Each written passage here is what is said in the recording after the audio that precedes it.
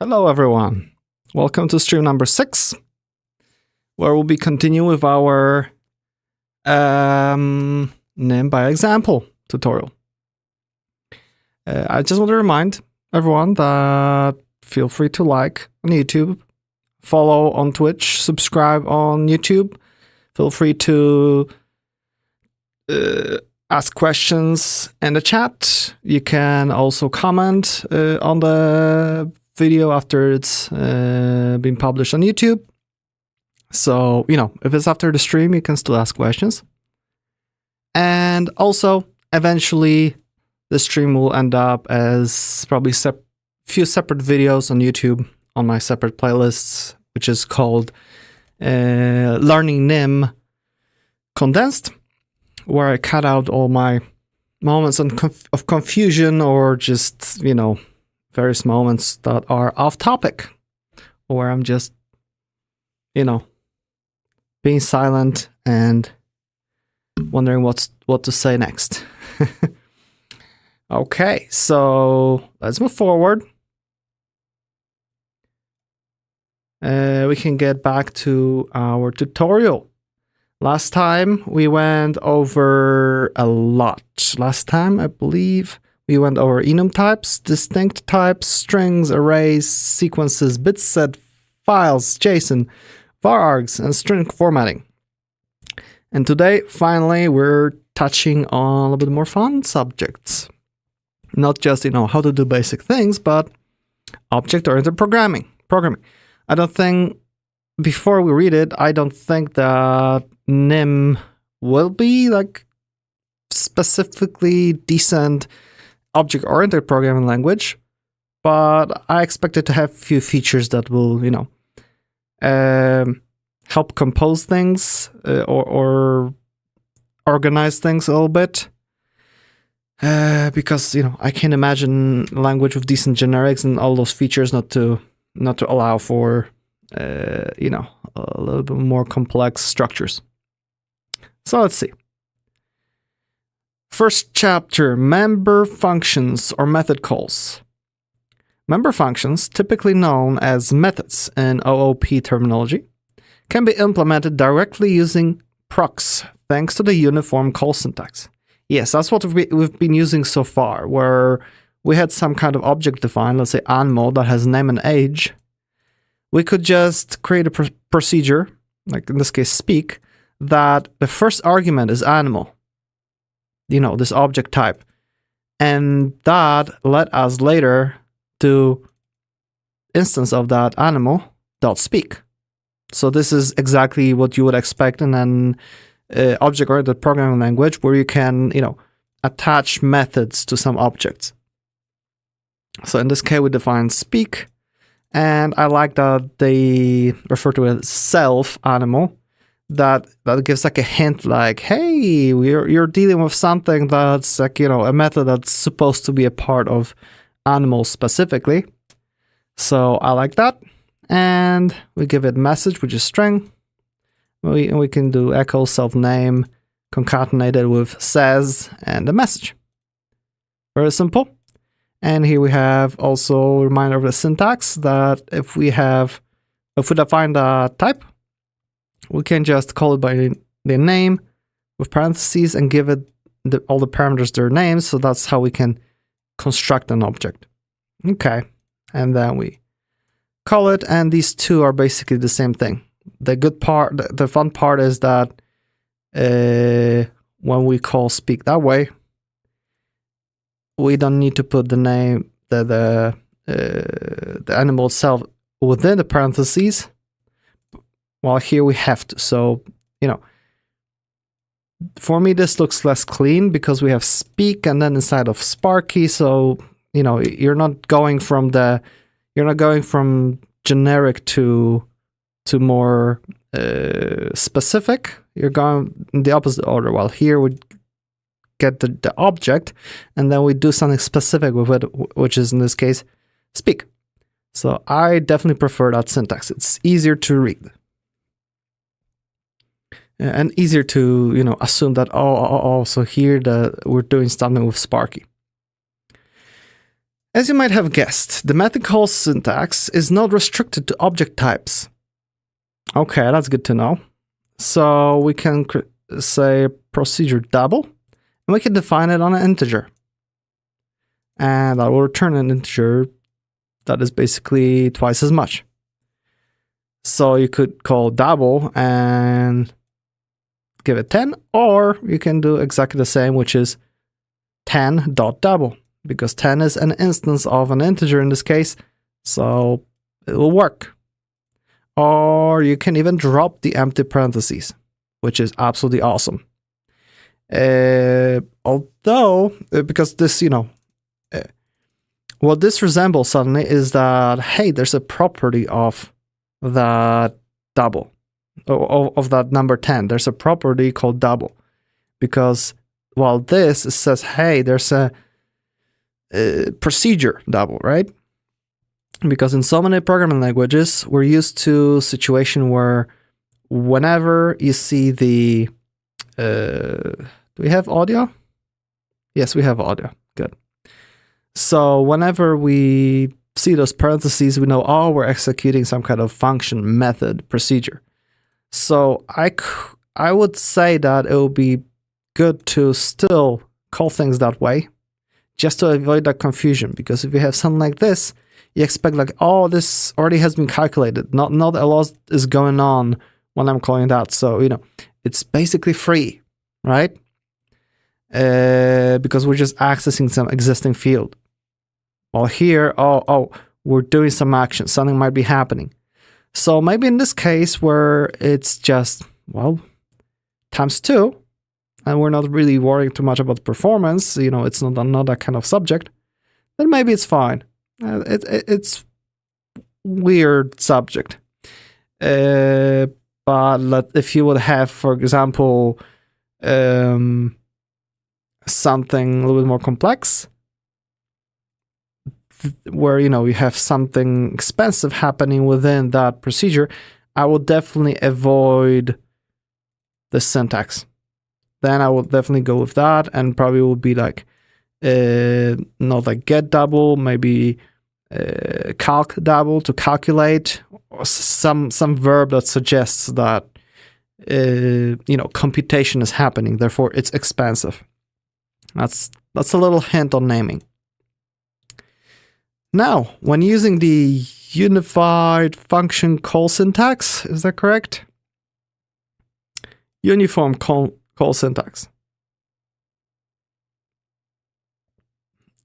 Uniform call syntax, okay. To think about procs as member functions. So when using that to think about procs as member functions, there's an important point to keep in mind about mutability. Consider this example. So you have the animal, right? We define increment age, self, animal, and we just allow it to increment the age. And we do var sparky, animal name sparky age 3. This fails compiling with the following error. Type mismatch. Got integer something something, but expected one of a lot here. If you try something simpler, if name equals name, self name cannot be assigned to.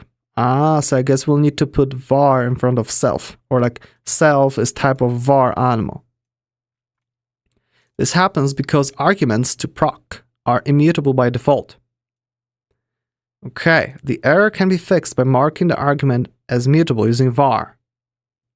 There we go. We got the type of var animal.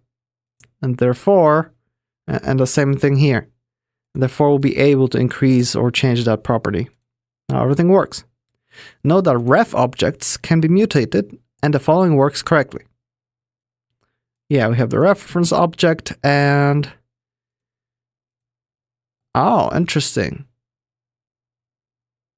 Oh, okay, because animal already assumes that this is a reference, right?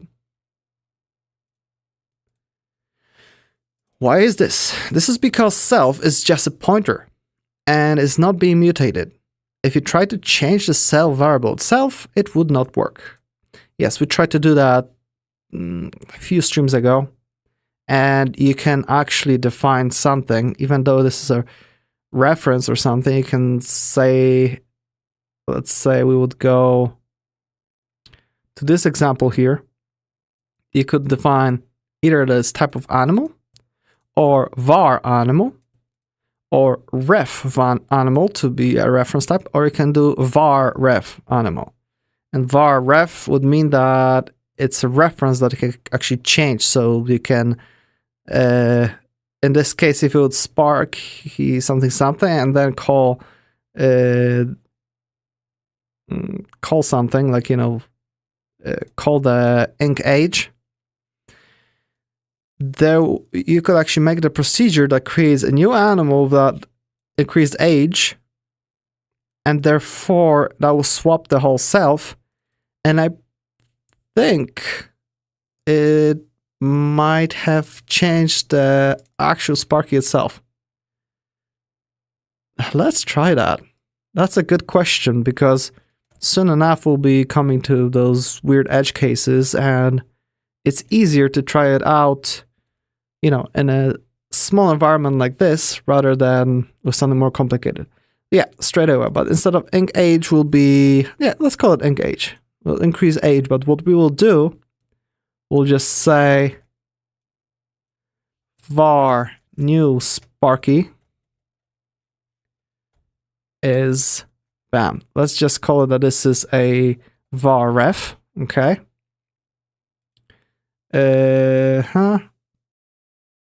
Although we can't get reference to that. Let's call it ref object. So I will call it animal ref. Right? Animal ref. Name is Sparky. Age is, so we'll do name is the self.name. Age is self.age plus 1. And it doesn't like it. It's good here. We just need to now do something like self is new Sparky. So we just replaced what self was pointing to with that new Sparky. So we could create that for Sparky here, right? And then we do echo, and we call it original. Well, that's Sparky is Sparky.age years old. Okay. And then we're gonna go Sparky.ink age. Right? We're gonna increase the age of Sparky. And let's see if it actually changed it, where we're trying to get age of Sparky itself. If that's gonna change, that means that instead of modifying the existing Sparky, we just replace the whole variable here with a different one. Let's try it. My brain suggests that it should work. But you never know in some of those situations. So let's run it. Yes, it works. First one is 3 years old, next one is 4 years old. So that increased age, taking var of a reference to an object, allows to just swap the whole variable with something else. So you don't need to do a Sparky equals something. You just do that and magically replaces itself. Huh. That is powerful. You could do a lot of magic with that.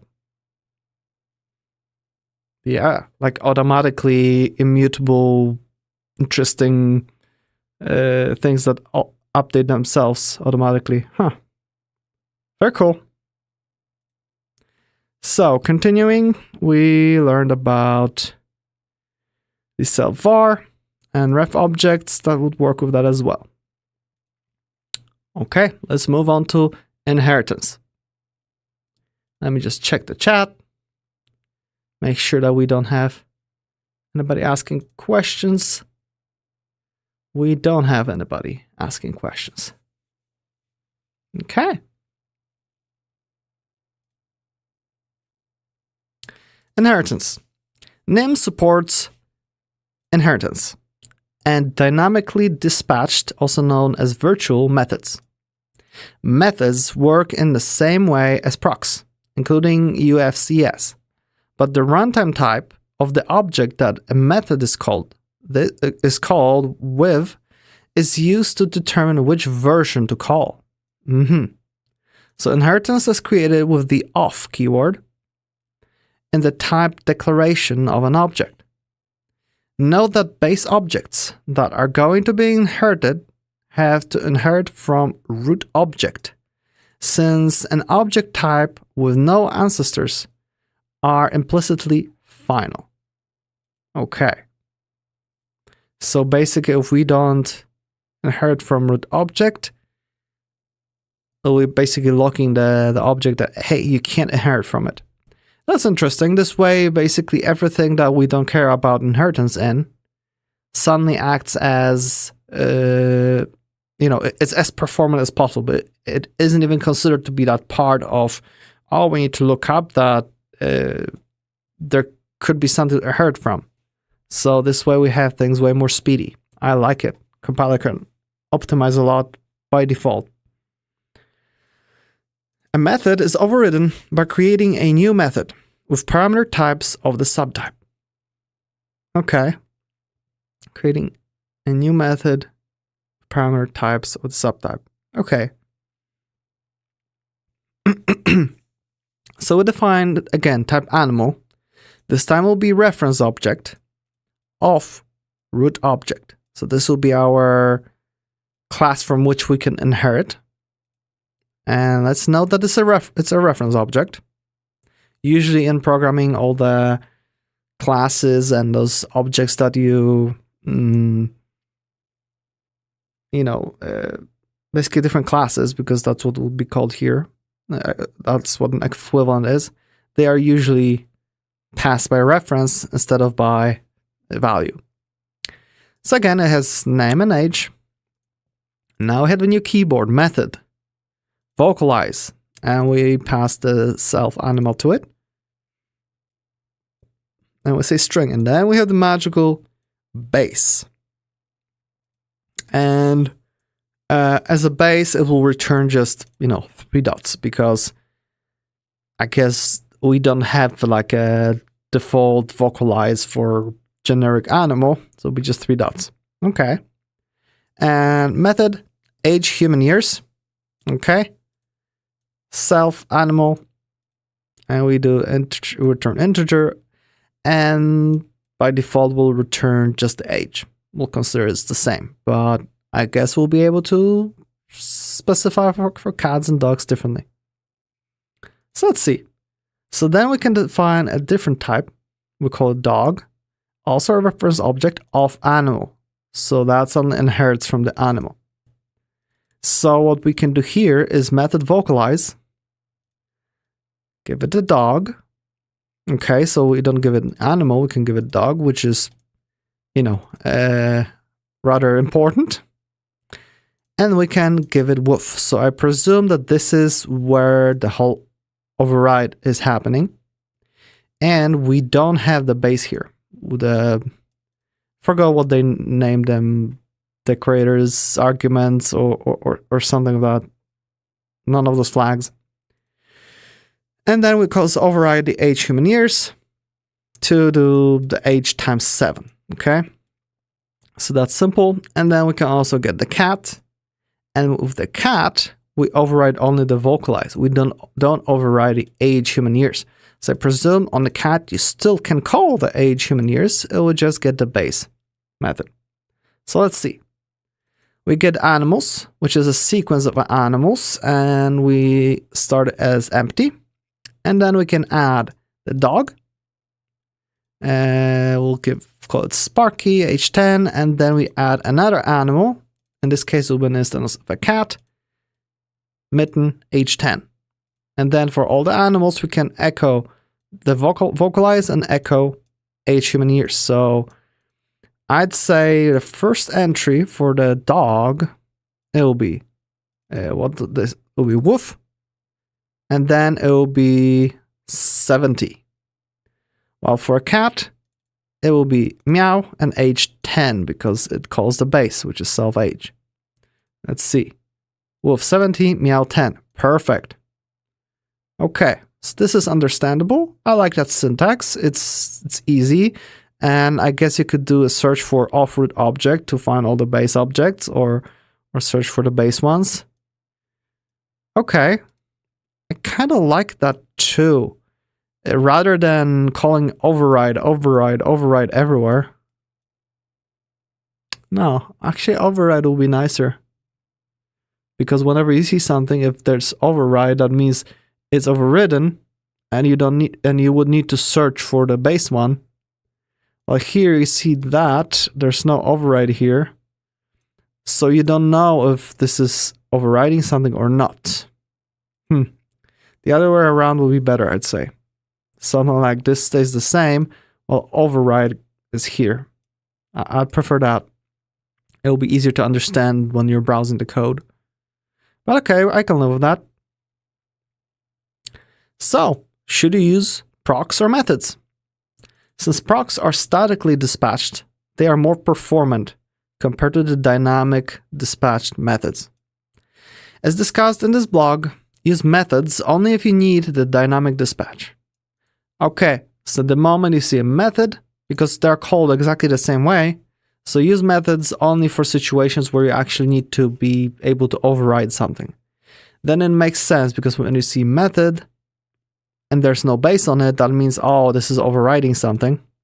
At least as long as somebody, didn't just skip it. Okay, makes sense.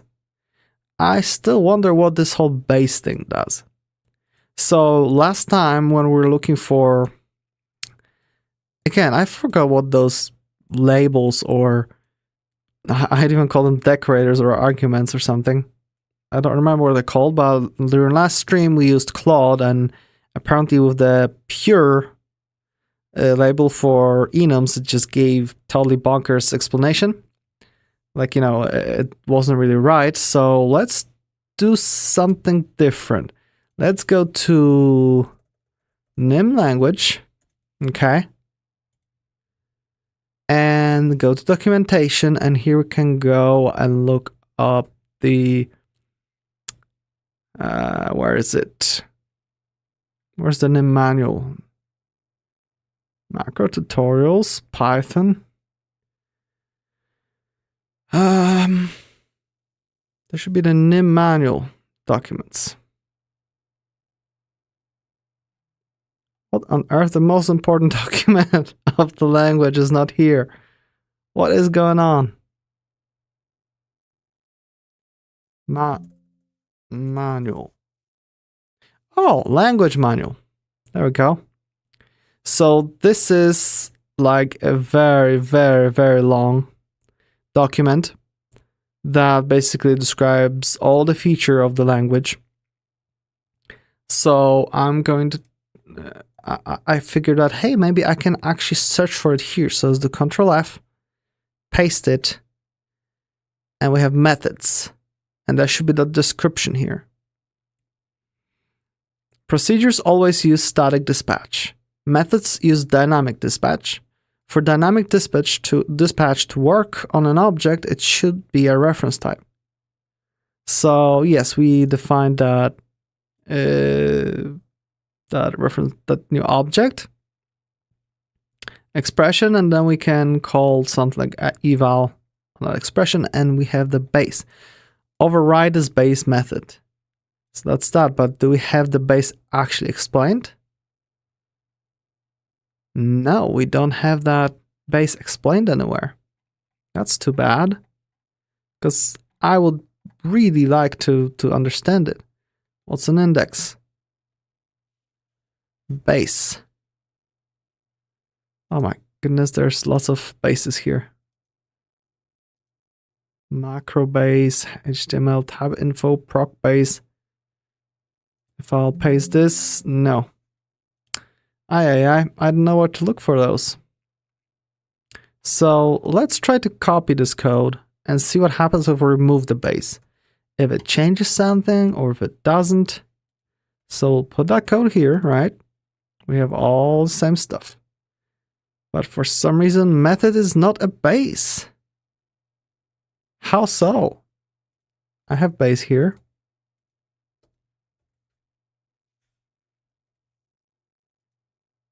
Let's try to compile it. Compiled, so I guess this nim suggest is just a little bit confused. What if I'm going to cut it out of the vocalize? Now it just says use base for base methods. Baseless methods are deprecated. Okay, so soon enough, if we won't have the base on it, it will stop working. They're deprecated, so right now it'll still work. We just get the warning. Okay, makes sense. So this is required for base methods. So if I would define yet another method, right, here on a dog, let's say eat self dog, and it will be won't return anything, equals, I don't know,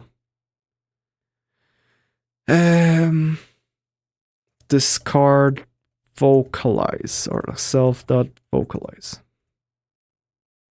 Okay, we'll just do that, and it will already complain that for base methods you need to add it. Okay, so we have it very clear now. We don't need the keyword override. Only on the base method we need to say that it's a base. Everywhere else where you see a method, you can assume that it's an it's something that overrides the base class. So in that case, I'm not complaining that it doesn't have the override here, because it's very often that you have one base class or a base object, right, where you define those methods, those base methods, and then you have several, 2, 3, 4, 5 different objects that inherit from the base one, and therefore you don't have to repeat override a million times. It just makes it more readable. So in that case, I like this approach. And if somebody makes a boo-boo where, age humans doesn't have that, you'll see a warning, and soon enough, in a few next versions of NIM, it'll stop working. So I like that. That clears it. That clears my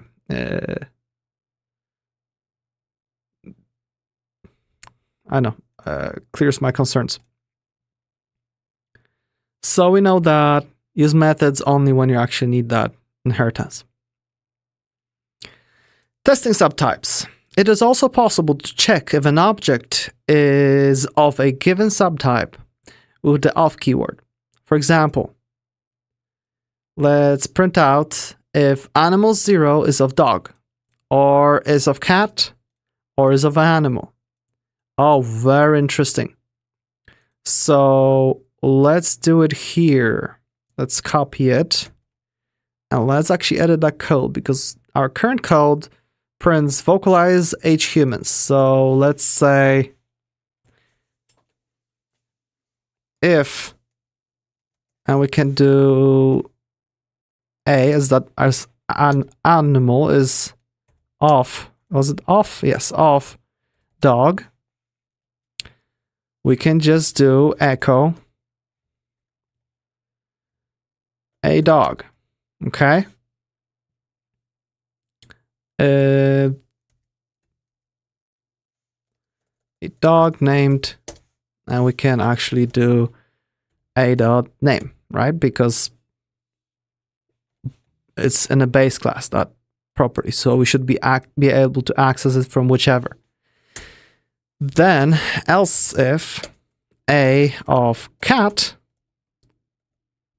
echo a cat,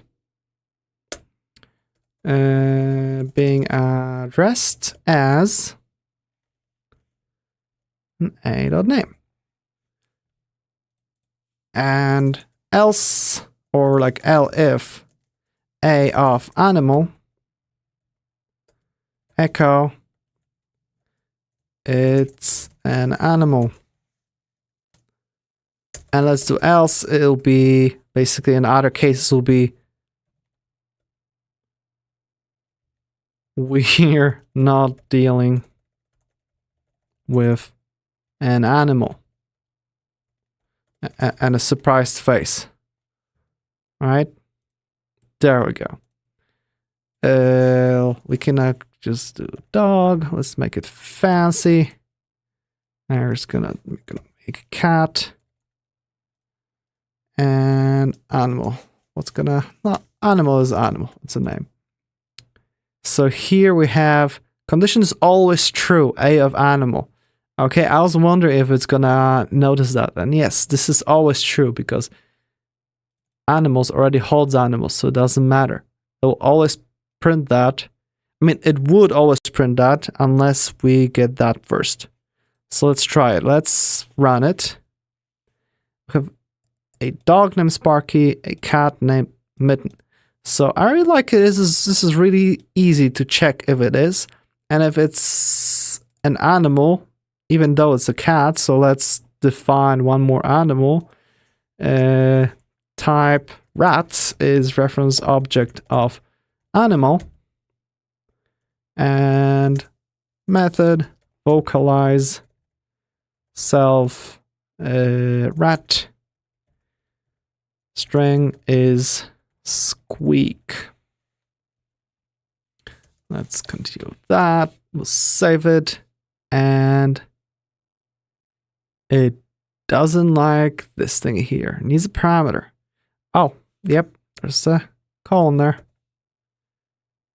So we should be also, let's put the rat between dog and the cat. So animals.add rat.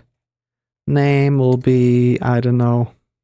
I had a rat named Nanny. Age, what they lived 2 years, not long. And habits from C#.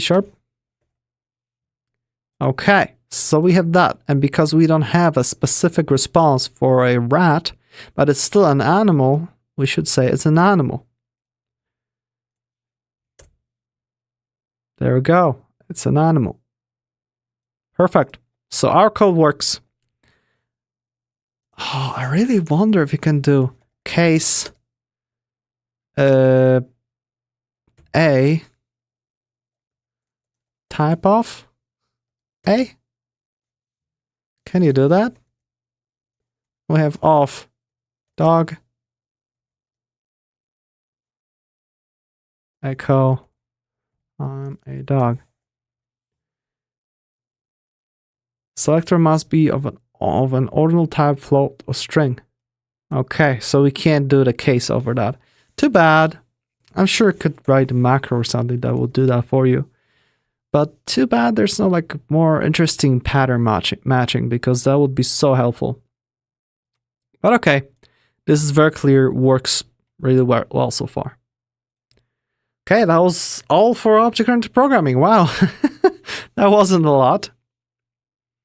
Okay, so let's move on to parallelism. There are a number of ways of achieving parallelism in NIM. You need to enable threads to compile at compile time, as follows. Ooh, we actually need to enable it. So I guess without that, it will assume there's no such thing needed, and therefore it's lighter. Let's do something crazy. I'm not crazy, just let's try something. We have the following code, right? If we'll do this whole thing just without the R, so without running, we'll just do hello nim, enter. Okay. So let's see what's in our directory. We have the hello here. So ls.lah, And this will print out that our hello is 116 kilobytes. Okay? 116. So now let's do the same compilation, but let's add the flag they want -- threads on. Okay? We'll do bam. And let's see if anything changed. Hello? No, the size haven't changed. So it's not something where binary is getting larger. Interesting. It's interesting that it's not on by default. So this is needed for all the different ways shown below. And maybe without that, just compilation goes faster because we don't need to support things. I don't know. So threads. We have procedure, say hi, and number. And this is a thread. Okay? It's marked as a thread. Echo, hi from, and we give it the number. This was simply to make it string. And then we create threads. And we make an array of 10 threads. And each thread, so this is a new type, thread. An integer is, I guess, the number we give it, the parameter. And then for I in threads.low to threads.high. Okay, so we basically iterate over all threads.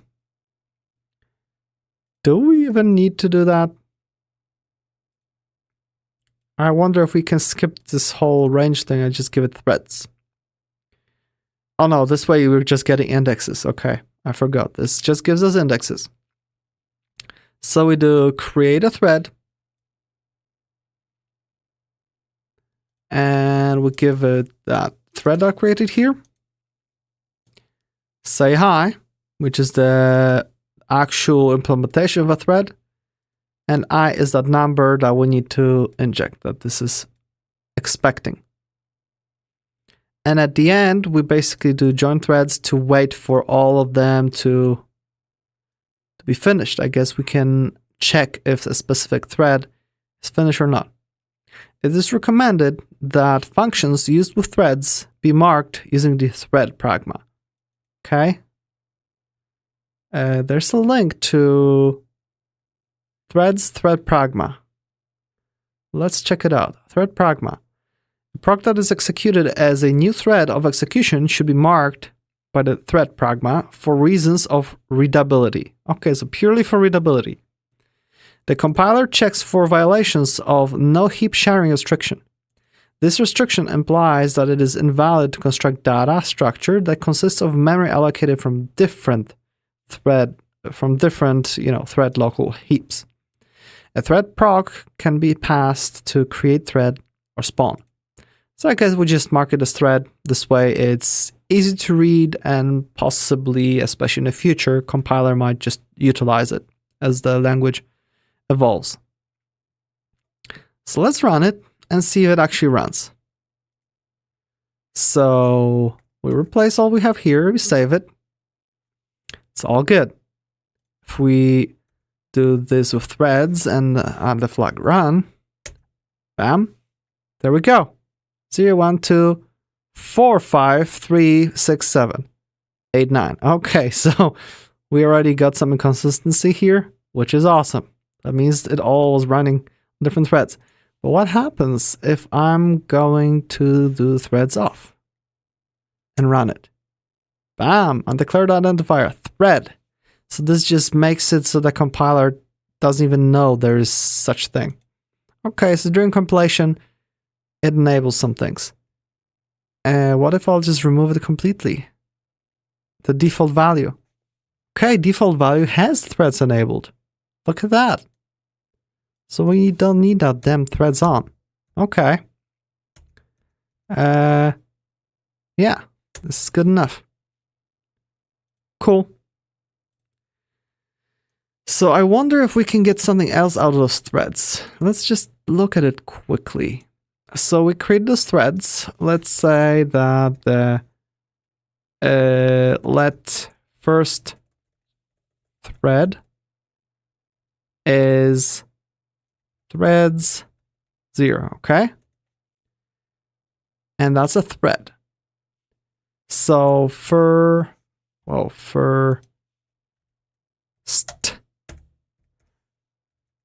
thread dot, and we have core, create thread, data, and field pairs, whatever those things are. We can wait for the thread, specific thread, to get back to here.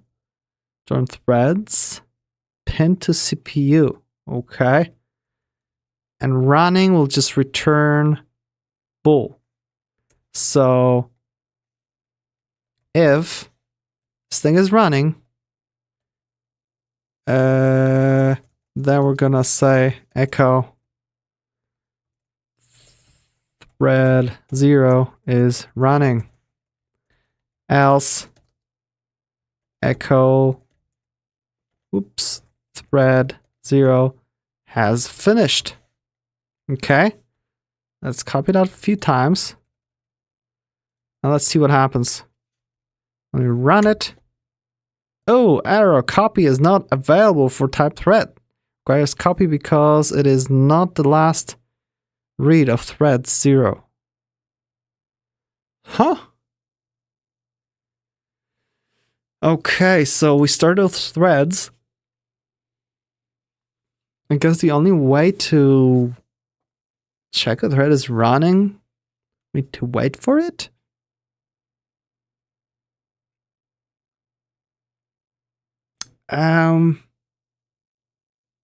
Create thread doesn't return anything. Too bad. Let's ask AI. Let's copy it, paste it, and see what happens if we ask AI. I expect we're gonna get some gibberish, but maybe it's gonna work. I'm working on the following NIM language code. Okay, we paste it. The problem is that I can't check if the thread is running in bash that way. Okay, the error I'm getting is, and let's give it an error. Okay, the number 9, so that was here. Let's give it the whole thing. Why not? Because the error was, the error happened at this line where we tried to do let and get the error. So let's see what we're gonna get as an answer.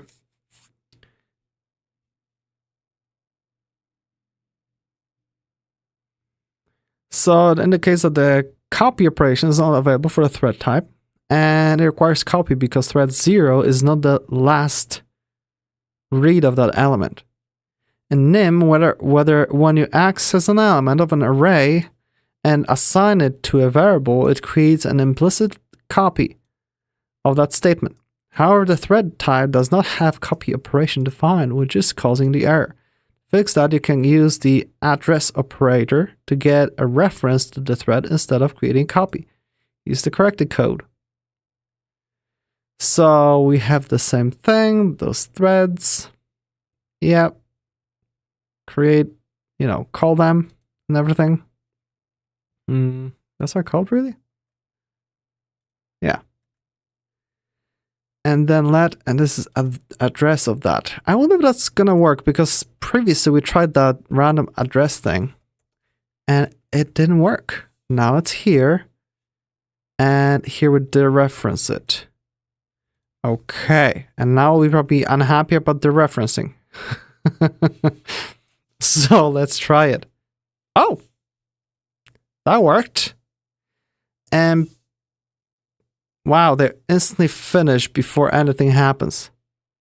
So let's do some extra work for those, because they are pretty fast. Let's run it. And look at that, it works. We start our threads. Here, we have high from 0, few from 5, 2, more 5s, more 2, more 5s, I guess it's down 5s, 3, 8, 6, 8, bunch of 2s, bunch of 8s. So basically the CPU is managing switching from between those threads however it likes. It got to 7, and here it says, hey, 0 is running. So we know that it's running. And then we have a bunch more. And 9, and 1. And then it completed the zeros. Then we finish. So, if we're gonna repeat our check if it's running or not a few more times, maybe we'll see something more interesting.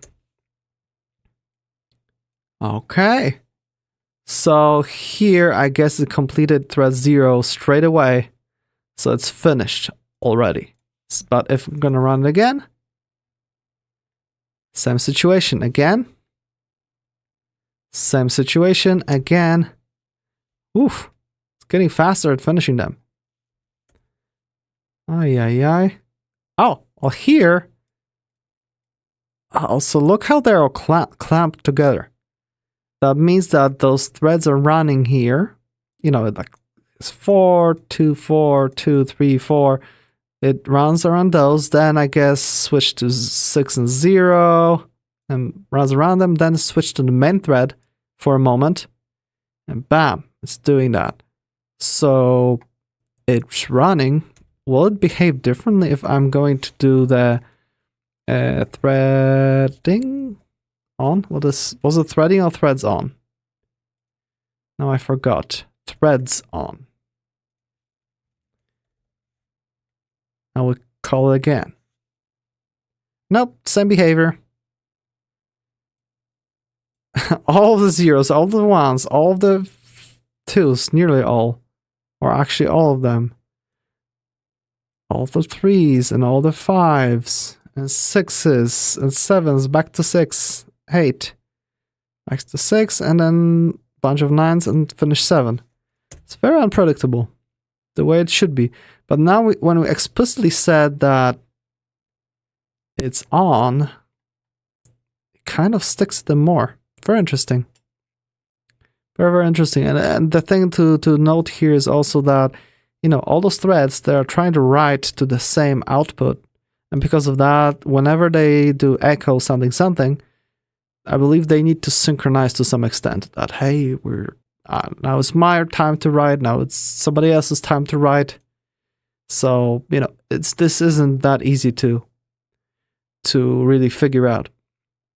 But hey, we did check the thing while it's running, so that's fun. Okay, so we did stuff with threads. Now let's move to spawn using thread pool. Oh, thank you, Jan Akali, who says threads is default since 2.0. So, yep, that's awesome. Yeah, 2.0 is relatively recent, I believe, and they did a lot. So, it's nice not to have to write all that manually. So, that also shows how the language is progressing, okay? Threads are on by default, just like most other programming languages. So I like that. Instead of using threads directly, you can use the higher level abstraction provided by standard thread pool. Import thread pool, okay? And we have procedure high, which also is defined as a thread. Same thing here. And we can do basically for I and 0 to 9, we can spawn. So we can basically take our, say, high and spawn from it, right? We spawn, and this is, let's check it. I wonder if this spawn is a procedure or something else. Note, however, that spawn comes with a number of conditions documented here. So we're gonna check it out in a second. So let's see. Spawn is just a procedure. Awesome. So that means that, you know, it's simply something like this, right? It's also interesting how we're executing it here. So the spawn, come on, show me the documentation. Oh no, it's not showing it. Oh, I think I know why. So this spawn is a procedure and text call, which is sync typed. This is very interesting. I wonder if we can do something like this. Save. Nope, we can't. I'm going ahead of me. So this works well. What about this? Does this work? Can I run it? Yes, I can run it. Let's get rid of the threads on. Okay. So that works. Okay. It's just very interesting to see that we're kind of executing the method here, but because this whole spawn thing, the problem here is nimble package, Malbolgia, task pool, or weave instead. Thread pool is deprecated. Look at that. So I guess we're learning about something that's been already deprecated. So let's see if in the docs here that were provided, if we have a little bit information about it. Parallel spawn. Okay, now it has two flavors. Spawn statement. Yes, thread pool, but there's no info that is deprecated.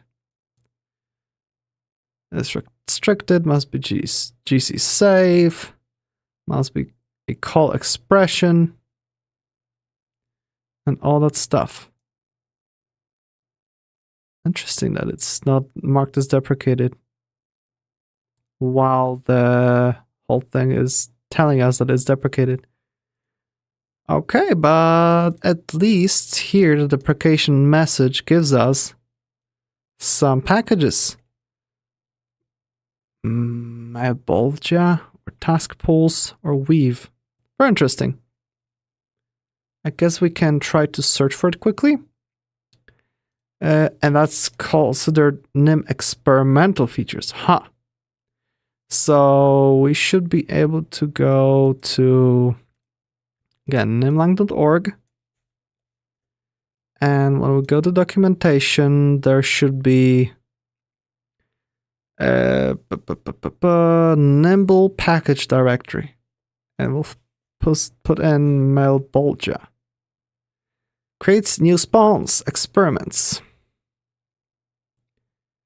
Experiments with thread pools and related APIs. Okay. I'll zoom it in a little bit. Okay. Ideas, goals, features. Less than 300 lines. Okay. We have example. Okay. And this will be probably very similar. New sequence, create master. Okay. We can synchronize, await all, and we create them here. Master.spawn. Okay, so we basically have, I guess, Malbolgia provides a method or procedure create master. So master object for task coordination, and we need to pass that object around. So we don't have like a default thread pool. We just need to say, hey, this is our thread pool. And we call things like await all and all things on this thread pool of threads. So I like it, although this seems a little bit, I know, limiting, unless we can actually create multiple masters, or maybe there's something like, you know, create a separate little thread pool that takes from the master. Because what if you have multiple threads that want to have their own little thread pools? I'm just thinking ahead of time. I probably would never write something like that, but hey, I've got ideas.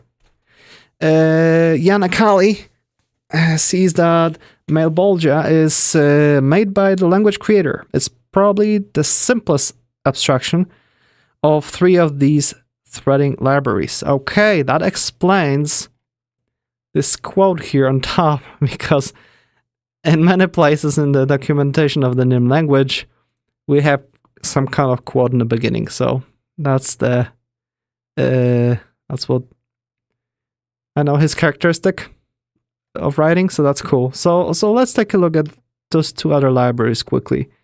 We had it. Where were they mentioned? Oh, in our message here. Let's do that. It was thread pool here. Task pools. Okay. We can go to our package directory, put in task pools. Okay. Lightweight, energy efficient, easily auditable thread pool. Okay. Task pools will be used in the high security blockchain application. Okay. I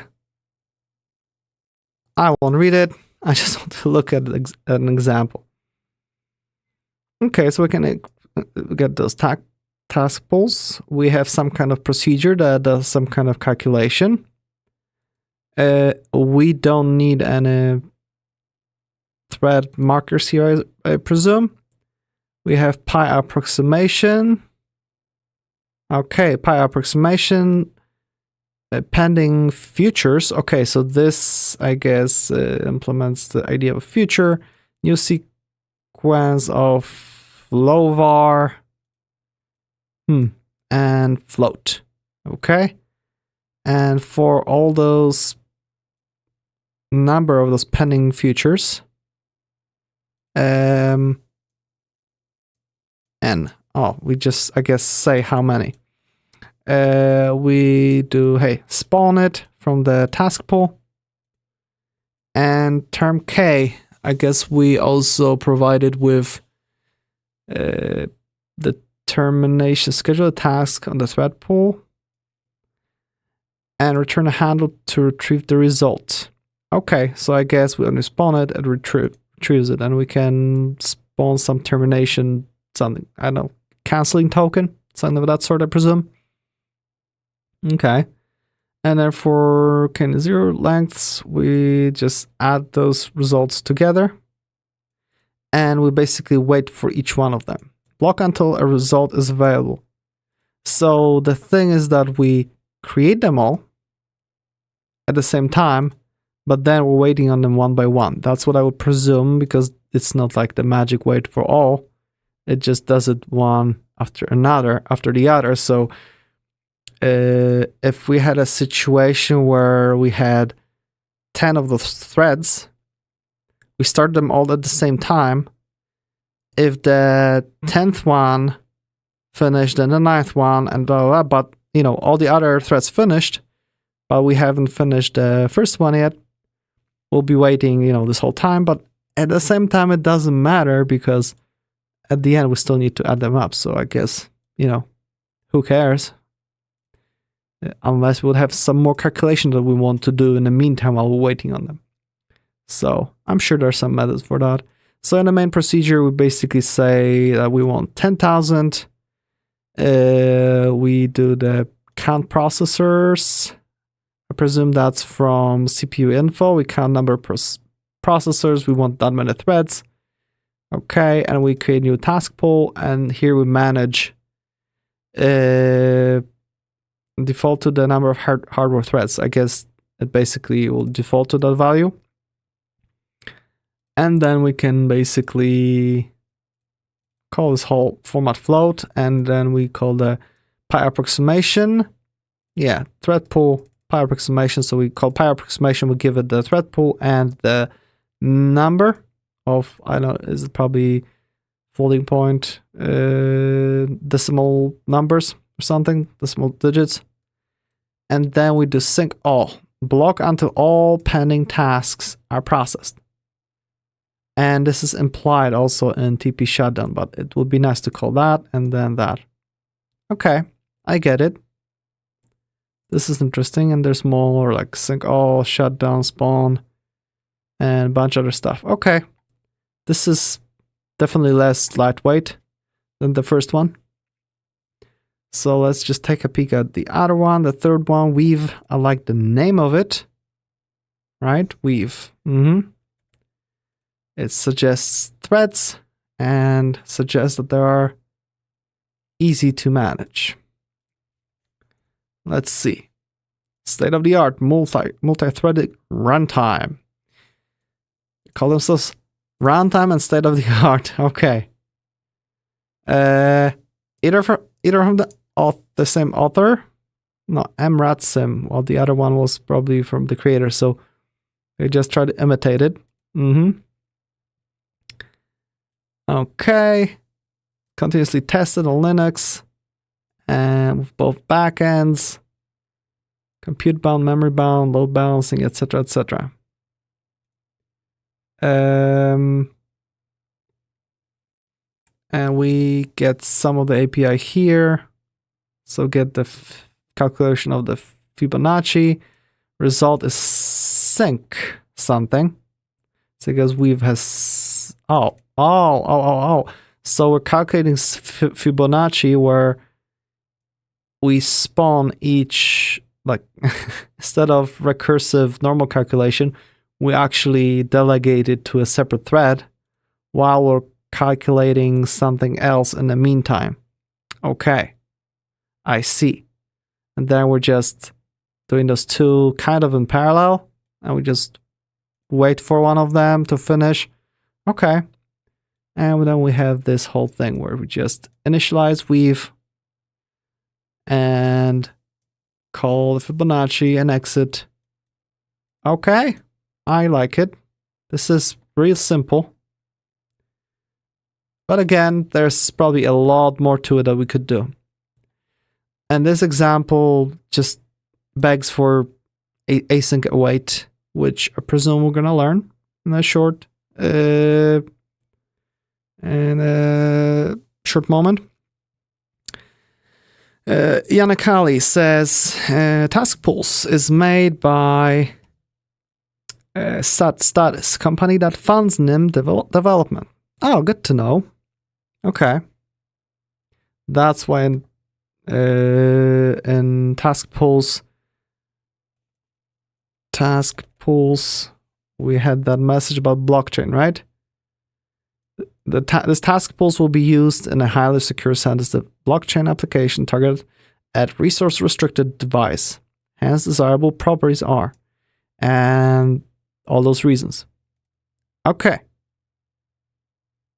Okay, good to know.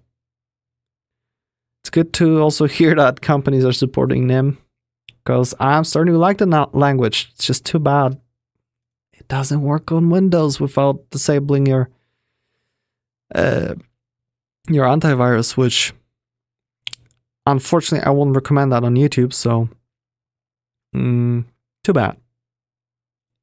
But maybe one day when it gets a little bit more popular. Okay, so we went through threads and using the thread pool, which is deprecated, but hey, compiler will notify us about potential alternatives. Other options. You can also use the following: the external parallel statement. Oh, that sounds fun. And return data from spawn calls. Okay, details for both can be found in the experimental modules manual page. I won't go there now because, you know, we're just starting out. We're not doing very parallel stuff yet. Let's continue to the next chapter. Channels. Okay, so this just smells of the Go language. The moment I hear of channels, this is what Go is known for, although C#, for example, has channels as well that work pretty much the same way. Okay, NIM provides channels used to communicate between threads, and channels links to docs for it. Okay. Here's an example with plain threads. Okay, we import the standard OS to get the sleep procedure. We create several variables, create channel to send and receive strings. So we call it the com channel. It's a channel type of string. Okay. And then we create a sender thread and receiver thread. So both sender and receiver, they will basically execute a procedure that doesn't take any arguments, I presume. That's what we learned last time. And then we have the send message procedure that sleeps for half a second and then sends the message. It goes com channel, send hi. Okay. And then we have receive message, block on the channel, waiting for output, let message, create a message. Oh, we're basically going to wait for the message to receive the message and then echo it. Okay. Very important. Channels must be opened before they can be used. Okay, so we open our channel, we create the sender thread, and we provide it with send message. So I already know that this needs that label thread, the same as this needs a label thread. And then we just wait for them to finish. So we should have one of them sending message and the other one printing. And from what I learned about channels in Go, we should have a situation where this will just send things. Okay, this will just send a message as fast as it can. Also, possibly depends if the channel is buffered or not. In this case, I assume that we just create a non-buffered channel so it can just, let's see, hold one message. So if somebody else sent a message and nobody received it yet, this will basically wait until there's room in the channel to pass on next message. While receive executed, also immediately, it will just go here and wait and wait and wait and wait until some other thread calls that send message. Okay, and then it's gonna receive it, and we can just do something with it. So the nice thing about it is that we can just have normal variable. We just get a string that we can operate on, do stuff with, and we should be safe from threads. We don't have to deal with any threads, like that. We can just use that channel to send message between the threads without complicated logic or something. Although channels can complicate things on their own, especially when you're waiting for something before it will send or whatever. So let's see if it works. Let's see. I need to prove it works. So we paste it, we save it, and when we run it, it just says hi.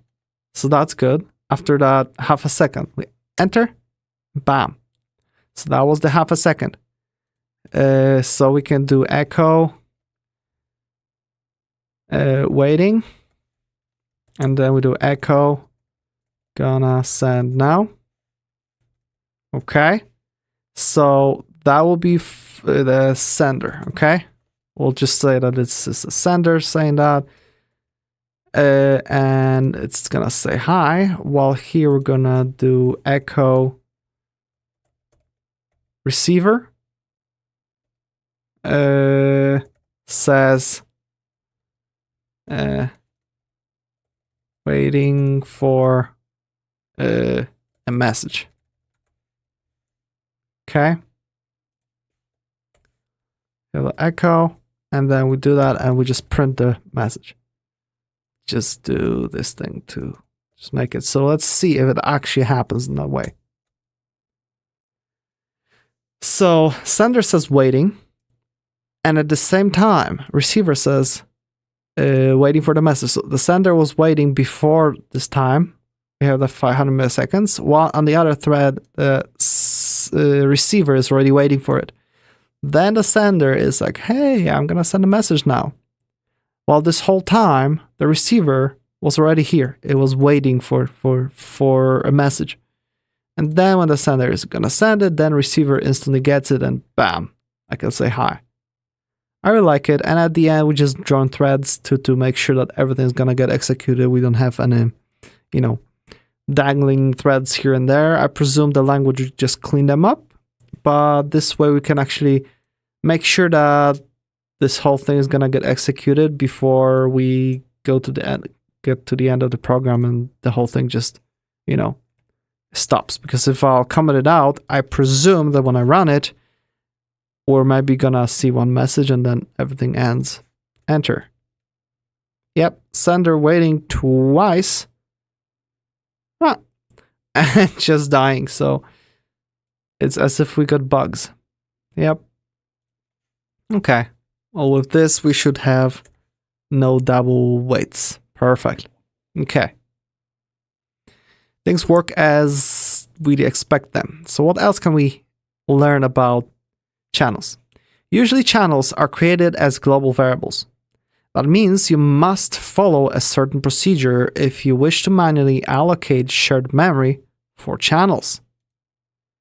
Follow a certain procedure. What's going on here? Passing channels safely. Note that when passing objects to procedures on another thread by pointer, for example through a thread's argument, objects created using the default allocator will use thread local garbage collected managed memory. Thus, it is generally safer to store channel objects in global variables, as in above example, in which case they will use a process-wide, thread-safe, shared heap. Okay, I understand. However, it is possible to manually allocate shared memory for channels using system.alloc_shared. No thank you, I'm not at that level yet, but yeah, basically what happened here, we had that, you know, this is the one of the main files that actually starts the threads. So here we can basically create a channel all the way up here. Not somewhere within some kind of procedure where it would, you know, after procedure finishes, get garbage collected, because I presume, let's modify the example. So we had that send and receive, right? All that is here. And what we can do here, we can just call it straight from within here, because the COM channel is just right here. But what if we would take that COM channel away, right? And we just say procedure will be execute, right? We'll just do that. Just simple procedure. And we say that here we create a variable. Okay. And we open it and create those threads and not even wait for them to join. Okay. We're just going to do that. This will be our procedure. And here we basically need to say the message also takes channel, right? So it'll be channel. We'll see channel. Okay, and that will be of type, what was it? Channel of string. Channel string. Okay. Is channel a reference or not? I have no idea. So let's do that. Reference. Okay. A reference to a channel. And we are going to do the same thing here. And therefore here we just do this, send, and here will be receive. So what we could do is send message, and we also needed to pass in the COM channel. And this is not gonna get created, so we need to create it in some way.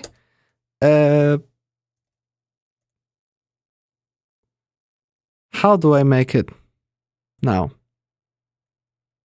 Okay, I'm too dumb on NIM. I don't know how to create a reference to something yet. Let's see if this will give us... Nope. Follow a certain procedure, and we should have an example where cast, do pointer channel string. And we do this whole thing. So nope.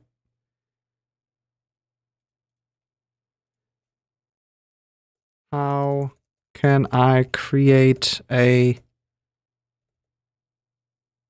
an object reference in nim.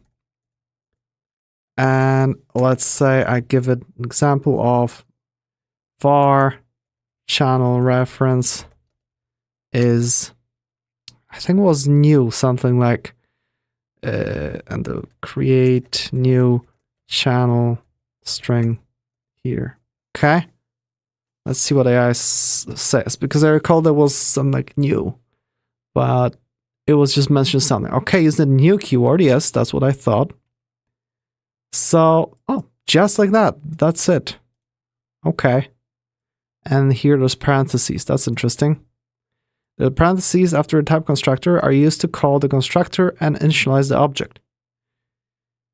Presuming it has constructor? We haven't learned about constructors yet. So I should be able to do just that. Save. Nope. Type mismatch. Huh. Expected something like this. No. Oh, doesn't work. Ay, ay, ay. Well, AI, you didn't help. That's for sure. I guess I'll need to give up on that, but I presume that what would happen here if we actually get that reference to the channel, right? If that actually happens, and we open the channel, that all works, and we create those threads, okay? We gave it that reference to the channel. Okay. So, oh, I see why. Channel ref channel string equals new something. Still nothing. Oh, something like that. Okay. And then we can call, hey, open the channel, create a thread, and we give that channel here. Although now that doesn't work. Expression create thread.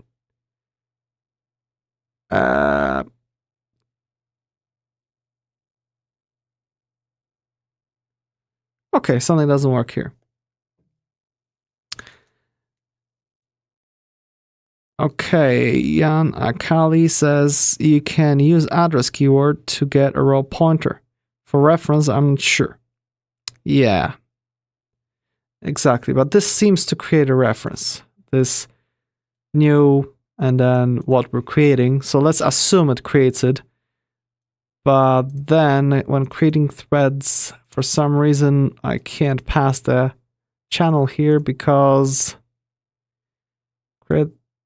and we have this, that, and that. Sender thread. Channel reference channel, GTC save. I guess it's no idea, but let's say this works where we can pass in that channel. I presume that the moment we exit this this procedure, the way garbage collection works in nim is that when we create a reference, there's like a little variable somewhere created by nim that counts how many reference to this particular channel string that we created here, how many reference there exists. So right now we have one. Then we suddenly move on here. We use that one reference, right? We kind of dereferenced it, whatever that means. I don't know if that does anything, but we just used it. And here we passed it on.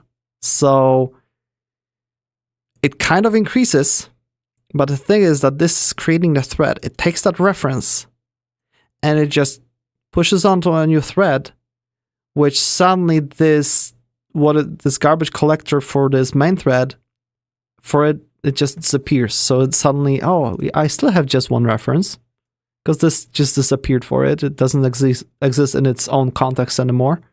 The same thing here. It passes on into the void and, it disappears. So the moment we exit out of this procedure here, this sees like, oh, this is the only thing, nothing else. It's not being referenced anywhere because it's just has disappeared. It's actually gonna clear that memory out. So by the time we're waiting for the threads to join, or by the time those threads are trying to execute something, they're trying to get that channel, and it's like, sorry, it's gone. So that's why you would need to explicitly put them in some kind of shared memory. Or just like in an original example, you can just have them created as a global variable so that you don't need to pass them on. You can just reference them safely through here. Okay, on Twitch. Oh my goodness, I don't know how to read that that name. Raise Loves Jenny TTV says, how are you doing? Doing well. And thank you for following. How are you?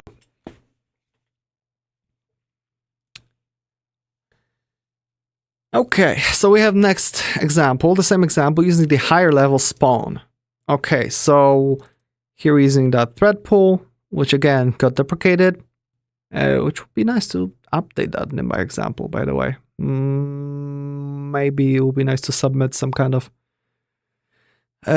change to the repo. So we do that. We create our channel again as a global variable. And we just have sleep, send it, receive, send it, and then we just use the spawn to spawn those threads without all those shenanigans with create, thread, and whatever. We just sync them up here and that's it.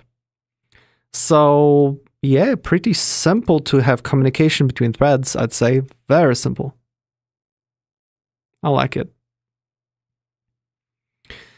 Note that all messages are deep copied when sent. Okay, so yes, when we send something, in this case it's just string. So if we had sent that string, let's say from here, when we created it, and sent it over here, we just made a copy of it. We didn't, when we modify it here or whatever, that message, it won't be sent back to where it came from. The same with objects, it will be just like copy. Not over reference, copy of absolutely everything. That's why they say deep copy. That's good. That means, you know, the different threads won't be affecting each other. Channels can be used in a non-blocking way as follows.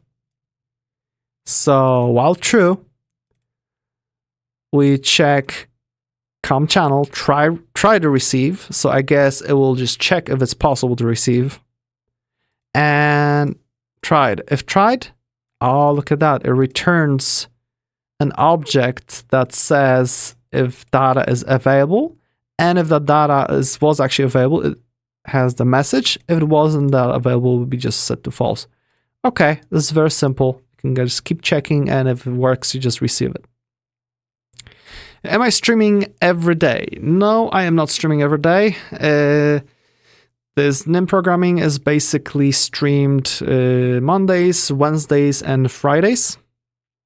And sometimes I just stream Minecraft, or maybe in the future some other game like Factorio when the 2.0 comes out, or some other game. From time to time when I have some time and want to relax. But other than that, mostly NIM. And you can also check out the YouTube channel. That's where all the streams are posted, you know, long term, and then sliced into a little shorter, more condensed videos, because not everyone has time to listen to me basically saying scratching my head most of the time for, you know, hours on end. So today, for example, I took hour and a half as a stream and condensed it into 49 minutes, just going through a few first chapters of some other tutorial. So yeah, this is very pleasant. And when a channel is opened, it can be set with a maximum number of items. Exactly. So this is basically our max of 10 items in channel. So this is suddenly a buffer channel. The default is set to 0, which means unlimited queue size. Oh, so it is unlimited queue size. When the channel size is limited, new sends will be blocked if there is not enough space. Okay, so in something like Go, the unbuffered channel will be open with 1, while nym by default set it to 0, so you can just keep shoving messages into it. It'll be queued up. So you just need to be careful not to put too much without having enough processing. Okay, makes sense. So this way will be non-blocking at all times. Very cool. Okay. When the channel size is limited, new sends will be blocked if there is not enough space. You can use the try-send function instead, which returns immediately with a bool representing success of the operation. Okay, so we can basically have equivalent of try-send, and if it succeeded, we'll get it true. If not, we'll know that the message didn't send yet. Okay. I really like that implementation of channels. I'm sure there's a little bit more to it, but so far, very, very straightforward to send data between different threads. Awesome. So let's move on to concurrency with something that I absolutely love, which is async await. So concurrency is provided in nym using async await syntax. This feature is powered by the async dispatch module. Note that concurrency is not parallelism. All the examples here are async functions that run on a single thread. This is mainly useful for I/O intensive tasks. Okay, so here we have more of a JavaScript version of async await, where, it's all in one thread. This is somewhat managed. So if you're waiting here, some other thing will be activated in the meantime. It's not like in C# where async await actually manages threads for you from the thread pool. C# does a lot in this case, often, deciding if it's worth it to create a new thread for it or maybe not, depending on how long, whatever. It has some complex mechanism behind the scenes. So too bad it's not just like in C#, although something tells me it would be possible to create a library for that. That'll be fun. That'll be really, really fun. I mean, not to write, because that will probably break my head, but hey, probably possible. A general example looks like this. So we import that async dispatch, and we create procedure IO manager. Okay, we give it some ID, which is a string, and we mark it as async. Okay, so that will probably mean that we can call await in it. For I and 1 to 10, okay, wait for some async process, like await sleep async. Okay, so this will basically wait for it, so it will be executed, code won't be executed forward. It will just wait for this whole thing to finish. And we do echo ID and concatenate with run, and we got the number, okay? And then we do let, we create 2 IO managers, A and B. They'll be doing both things, printing those runs for A and B many times. And then we have wait for MA and MB, which is MA and MB. This should see up like this. We have AB, AB, AB, AB, because they wait for each other, I guess. If this one is waiting or the other one is going to start, and then back and forth. So this way, for this time where we're sleeping a little bit, they can just kind of optimize and do things in a nice, fast way. Okay, so this is just like JavaScript. When you have a lot of things going on, it makes sense, definitely. Just too bad it's just not threaded too much. Oh well. Showing interleaved function completions. Exactly. Async functions are tagged with the async pragma. These functions can now use the await keyword to wait for async procedures. In the example above, we have used wait for on 2 async functions, so the execution blocks until both functions are run to completion. Yeah, I really like this and here. I really like that. An alternative option is run forever, which blocks waiting indefinitely for all asynchronous functions. Okay. You may also find Peter's article on async programming helpful. Let's open a new tab, and that's from 2021, so before 2.0, but not too old, and we have some interesting article to read. I'll definitely save it and read it probably, off stream, because we're coming to an end of all those tutorials, and I think it's gonna be time to start working on something decent, and I can share things that I learned without reading the whole tutorials. Okay, and higher async modules. The underlying async dispatch modules is used by several higher level modules like async file for async file operations, async net for async networking, and async HTTP server for async HTTP server. Okay, I just wonder if something there actually can help doing something in threads. I can see async. I can see async libraries that could define an async function that creates some kind of thread, waits for it to finish, and then it just returns the async thing. Yeah, I think it will be possible to just offload those larger tasks somewhere in the back. And I wonder if you could actually make a template, because I read a little bit about templates, a template that automatically puts code that you pass to it on a separate thread. But then you would need to be really careful not to reference wrong things, because bad things could happen.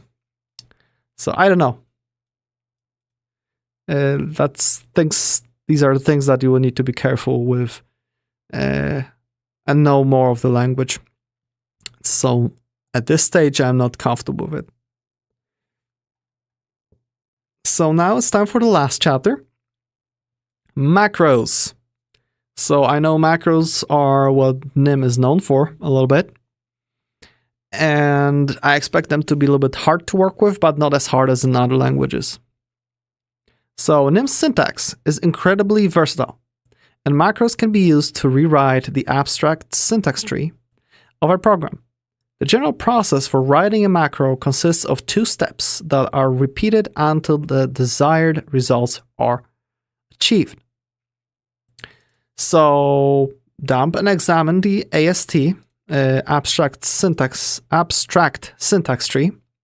Modify the abstract syntax tree to match the desired shape. Okay, so I like it. That means that compiler basically gives us the syntax tree, which is basically how compiler understands the language, after it parsed it, and then we basically can modify it. Okay.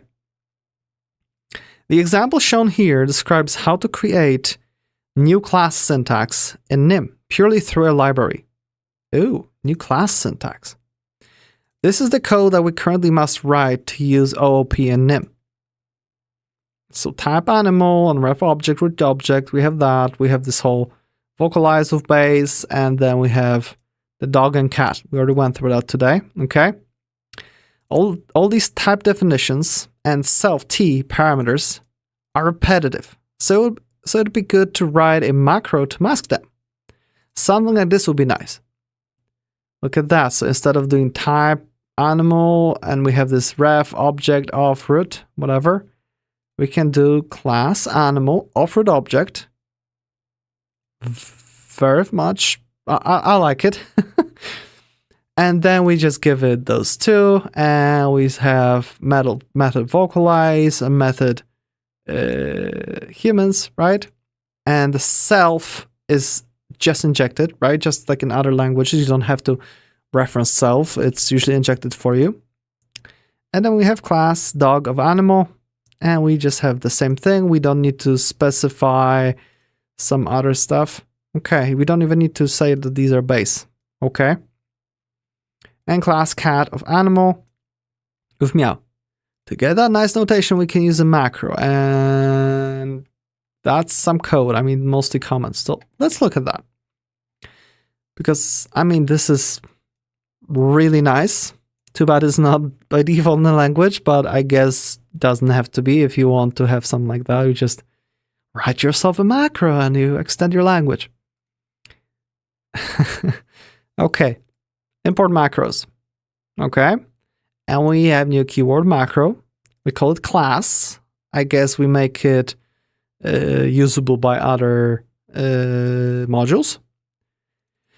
We have head, body, and they are both untyped. So head, I guess will be this, while body will be that. So the macro is immediate, since all these parameters are untyped. Okay, I think I read a little bit about it somewhere, and it was basically that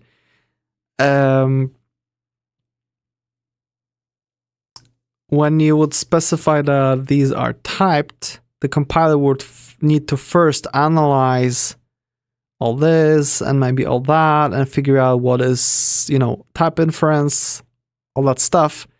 And then what you would get is a little bit more complex syntax tree that has a lot more in there because of that, there's a lot more information. Therefore, it's more difficult to work with because, it's way more specific. But here we have it untyped. This means it doesn't resolve identifiers passed to it. Yes, so basically things that are passed to it are not going through the compiler at all. The compiler doesn't check if this is right or not. It's just, you just pass it on and it'll be happy with it. Okay. I wonder how that impacts a syntax highlighting. Interesting. Or some other checks that it potentially could do. Alrighty.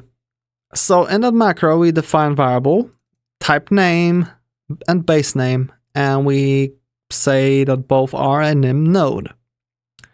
Flag, if object should be exported. So as exported, and we say bool.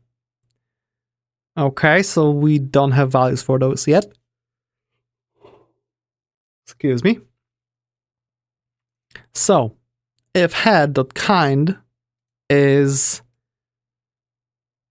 nnk infix and indentation had 0 off. Okay, head is expression, type name of base class. Yes, so I was right. This of that. Okay, so we checked if the kind is of nnk infix. And Yanakali says that nnk stands for nym node kind. That's very helpful. Okay. I like that. Simple prefix to just call it that way. Okay. And we looks like this is just something defined on the macro. Yes, it's a prefix like old style C. Yes. Okay, so we have infix and the EQ ident. So some kind of identifier. So this is basically, we have the situation where, yeah, this is explained here. Okay, so echo head tree representation. So I read about it somewhere else too, that you can basically call on some of those that were passed on. In this case, they are untyped. You can call tree representation, and this will like print out to the output, basically like a representation of what the code looks like. So we have this infix, I guess, like a main node of the whole thing, and we have that it contains the identifier of, and identifier, I guess, of can contain 2 sub-elements, which is in this case animal on the left and root object on the right. Okay, so we have type name on the left and base class on the right. So that's how we can decipher it. So we can basically say that if it is actually that infix and the identifier is off, That means that the next object, because it was 0, 1 will be type name, and the right will be name of the base, okay? And if not, if it's still infixed, but we have the star instead, oh, look at that. So you need to consider all the edge cases. So if we had type name with that was actually exposed, I presume that we're gonna get first identifier like this. And then we have identifier animal after that. And then we have some prefix with this and that. So I guess you will need to learn how nym is formatting, you know, taking in all those, you know, how it's parsing the AST, the code into AST, abstract syntax tree, yeah, into AST. And therefore you need to account for all those possibilities. And this is already teaching us that the moment you mark something as an export, it changes up everything. And we have something like prefix, and I guess prefix means that if you have that or whatever operator off, the first object passed to it will be the preceding object. Okay, that makes sense, and therefore we mark things a little bit differently, and we can mark something as, you know, the whole thing as exported as true. And with else, we can just mark that there's an error, invalid node, and I guess print it out. Okay. The following points out the AST structure. Okay, import macros, dump tree. Oh, okay, the following prints out the AST. So, for example, we do import macros, dump tree, and we just pass it some kind of code. And this way we actually see what this code will compile to as an AST. And there you go. Statement list, type section, type definition. Okay, so type says, hey, this is a whole type section. And this part here is a type definition, because you could have many of those. And then we have identifier X. Empty. Okay, I guess can have some other stuff. And then it's a reference to, and we have object type. Again, something's empty and inherits Y, and then we have rec list. So I guess records, because all these will be records, and we have identifier definitions in there, which is Z of type int, and with empty default value, I presume. Okay, so in our macro, after we figured out what the type name is, what the base name is, and if it should be exported, after all that, we can create a new statement list for the result. So basically we get the new statement list, which should be what we receive from here as body, because up here, I guess after here, class, this was our head, and all this is our body. So I guess this will be a list of statements. Right, let's see. Statement list, create a type section and the result. So we have template type declarations. So we're going again into templates that we haven't covered here yet. So this is a little bit overcomplicated example, I presume, for a macro, for a tutorial like that. Using so many things that weren't covered yet. And type declaration, AB is untyped again. I don't think I'm going to continue with that. Basically, we set up two templates for type declaration and public type declaration. Okay, so one will kind of return that we'll be able to insert or extract code like type A is reference object of B. Okay, so this is actually proper nym. We'll be able to just replace A with our type name and B with the type that we want to inherit from. And this is basically the same thing, just with the asterisks for exporting it. Young Akali says that there are a little bit nicer examples in the official tutorial. I agree. I tried to read through them a little bit, but I'd say they were a little bit discouraging in that official tutorial. Because before I started this whole series of learning nym, I basically quickly read through all those 3 tutorials and those macros. I know at that point they didn't explain a lot either, although I like that they explain templates before the macros, unlike here. But okay, we have those 2 templates. That makes sense. And basically, if it's exported, we just to our result, we add get the AST for, and we have this type declaration public with those 2. So we call this template. This should return code, I presume, and get AST. We will again ask the compiler to just get AST tree that we can just return there. And if it's not, we just call the same thing just with all the public. Okay. And echo tree representation of body. Exactly, a tree representation would represent our body, which in our case is the statement list.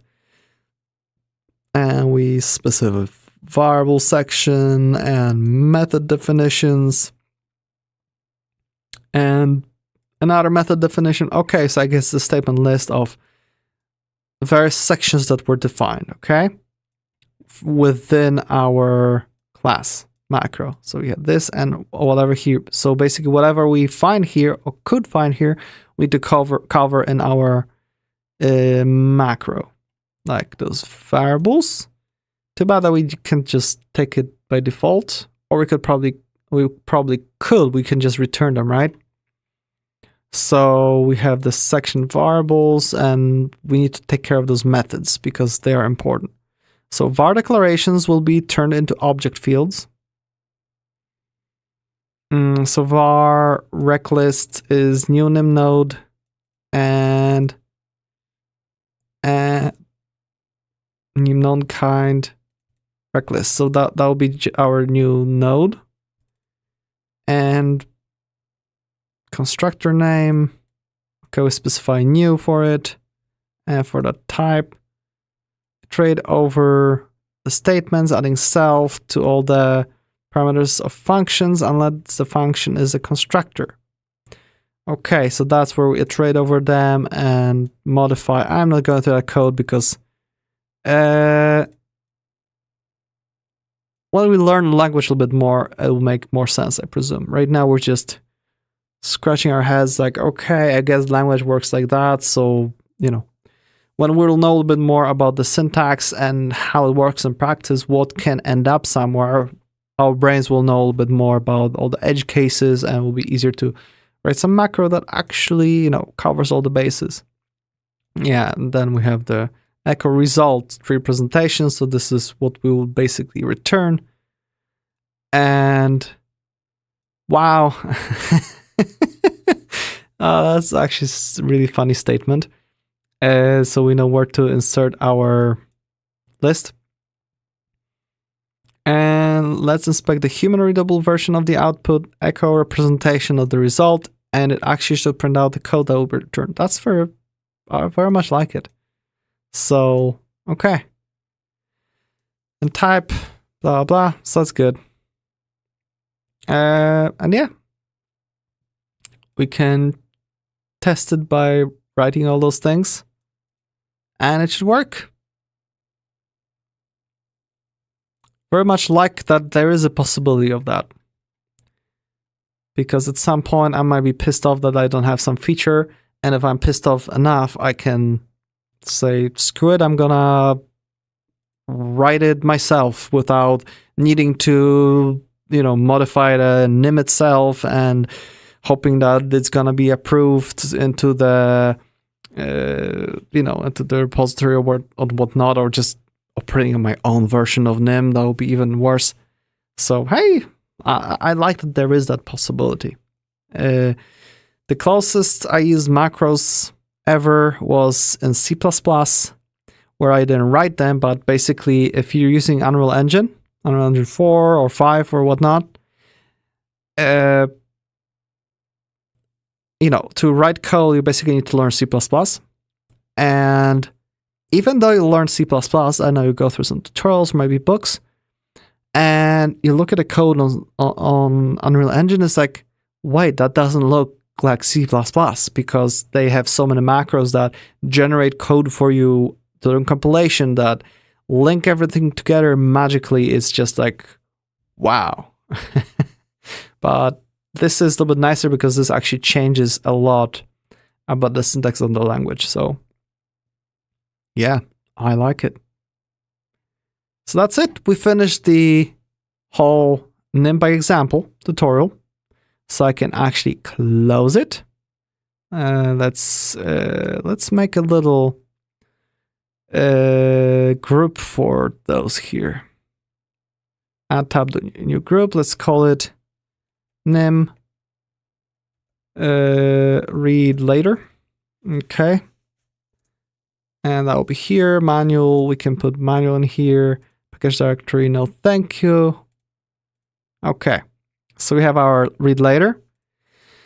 But what I like to do now is move forward. Now we'll stop with the tutorials and start thinking of, okay, we know a little bit about nim. We barely wrote anything with it other than play with the examples. So what is the next step? I know that we could go to some websites. I forgot the name now, but there are websites where you have, for example, little exercises that you can do in nim. You can do many other things. Maybe make your own little, hey, I'm going to write a simple terminal application or something. But I'd like to start somewhere else. Maybe it will be a little bit like, too difficult, but hey, let's try it. Why not? If it will be too difficult, we're going to step back. But during my first live stream, I explained that I basically want to rewrite one of my partially completed web APIs called File API. I would like to rewrite it in nim. Oh yeah, Jan Akali says there's also Advent of Code, which is another little list of cool exercises that you can go and do in nim, and I believe also with explanations. But in my case, I just have a specific plan. So like I was saying that I want to rewrite this File API, I can quickly go there, github.com, and let's search for Xconti File API. Repositories. Let's just search for me, okay? github.com/ I believe I can do just Xconti. There we go, and we go to File API, and here's the File API that already exists. The whole idea of File API is that it's a simple RESTful API that allows you to manipulate files and directories. So, from anywhere, I can send a HTTP request to the File API, hey, I want to download that file, or hey, I want to upload the file. I want to copy the file from here to there. I want to remove it. I want to move the whole directory, create a new file. All those things you can do through HTTP. And the idea is also that I want to support, hundreds of requests at the same time. Maybe not hundreds, but, many requests at the same time. And the whole here, the File API will basically act as a little, we call it a database that operates on files. So we'll make sure that request is either fully completed or it will be rejected. So, it will be guarding. So let's say one request is asking for moving the directory A to directory B. Well, if at the same time you get a different request that says, I don't know, delete file something that's inside directory A, because that first thing, the first request came first, the delete will wait for a moment until, the A knows what to do, and when the thing is moved, the A will recheck if it's possible, and it will say, sorry, that file doesn't exist anymore. Something of that sort. Maybe, getting it more and more advanced and optimized in the future, but that's, let's say that that's an end goal, okay? So I have nowhere to start right now, and what I did so far was that I looked a little bit at how NIM is treating files, as in how I can access files, how I can do things with files. So all the constructs for managing files are there, but my requirement is that I want to be able to test all the code that I write, because this will be something that primarily I will be using, but I also want others to be able to use it. That's why, it's a public repository on GitHub. And because of that, I want to be really sure that I won't have a situation where suddenly some file gets lost somewhere, deleted, or, something bad is going to happen. Because it's a public repository, I don't want a situation where somebody pushes a PR, I approved it, but I didn't notice something, and it breaks something. I need tests for every possible thing on multiple layers. It's a very important thing for me. And the thing with operations with files is that I'm not doing a simple, hey, delete a file, hey, create a file. I want to be able to do some things maybe concurrently. These are situations where you could get into conflicts and you would need to keep track of all those files. And because of that, and for example, previously I wrote initially file API using JavaScript. For that, I used bun instead of Node.js. And the problem was that bun didn't support I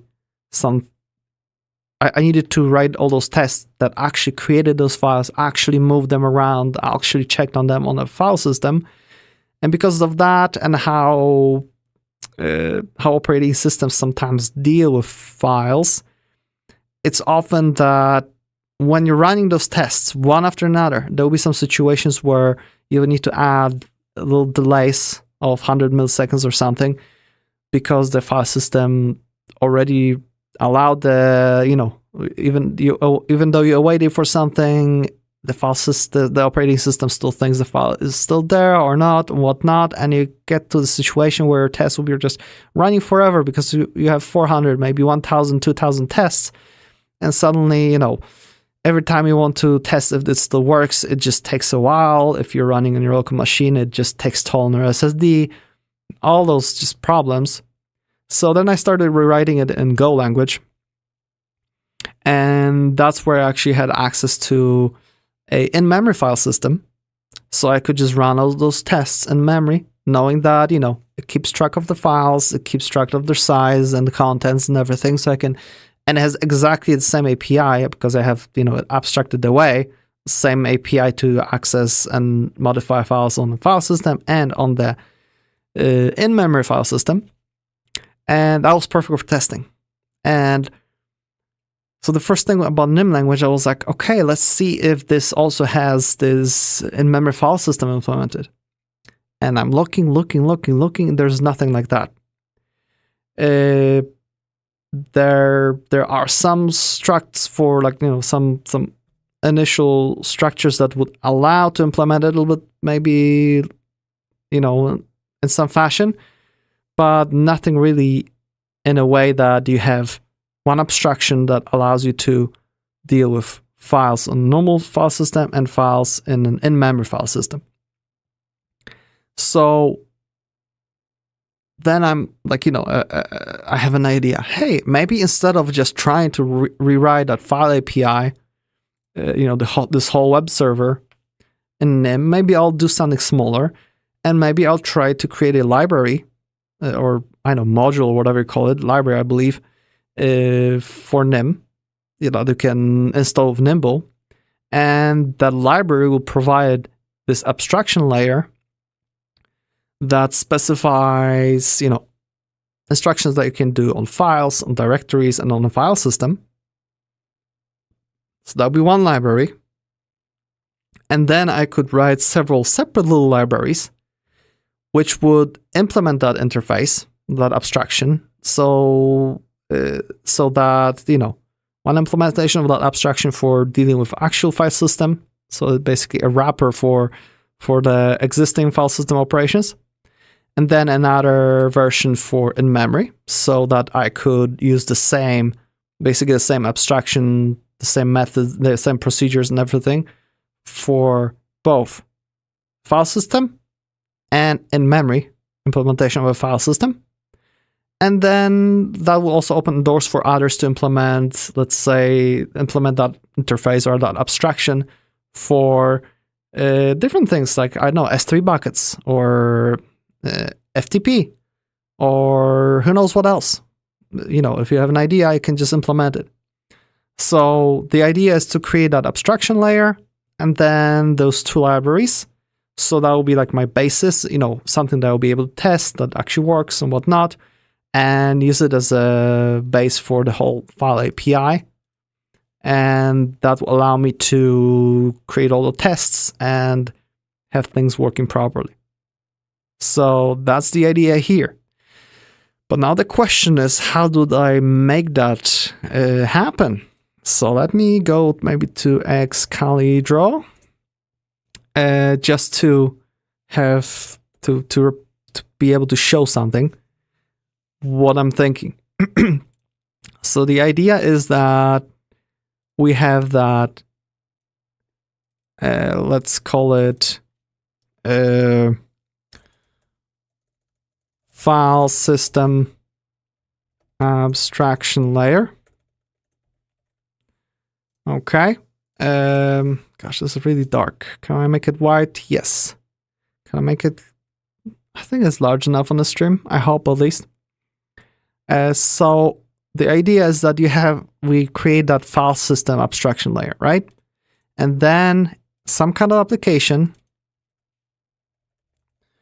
can use that. So it can send different messages like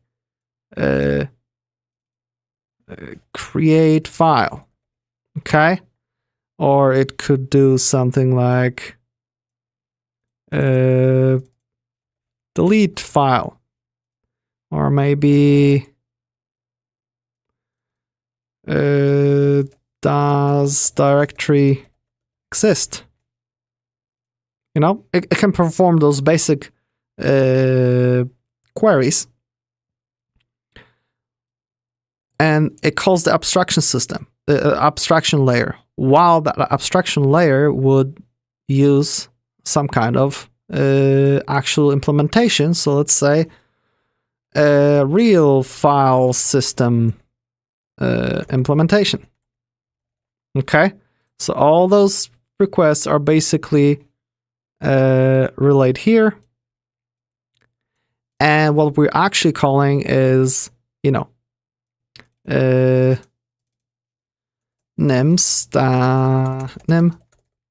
standard library. So that's what that package would do. Okay, it just calls that. While if we want to have our in-memory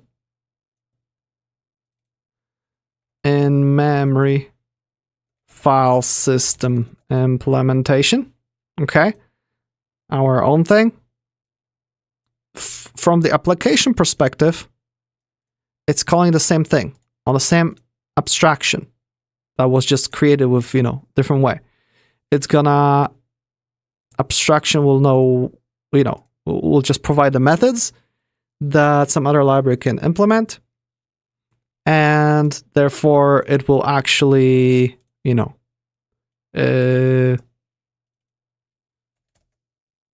access RAM and do everything properly there, right? And what I mean by abstraction layer and implementation, let's just do some text, make large text, extra large text. So the idea is that maybe I can create a var file system is, I call it, for example, new in-memory system or in-memory FS, right? Let me just move it around a little bit. I don't think this application was made to deal with code. Oh, I'm not showing Excalibur. Oh, I am so silly. I'm so sorry. I switched to myself. There we go. So let me show it to you quickly. So the idea is that we have our application that can call our abstraction layer with things like create file, delete file, does directory exist, and multitude of our other possible file directory related queries.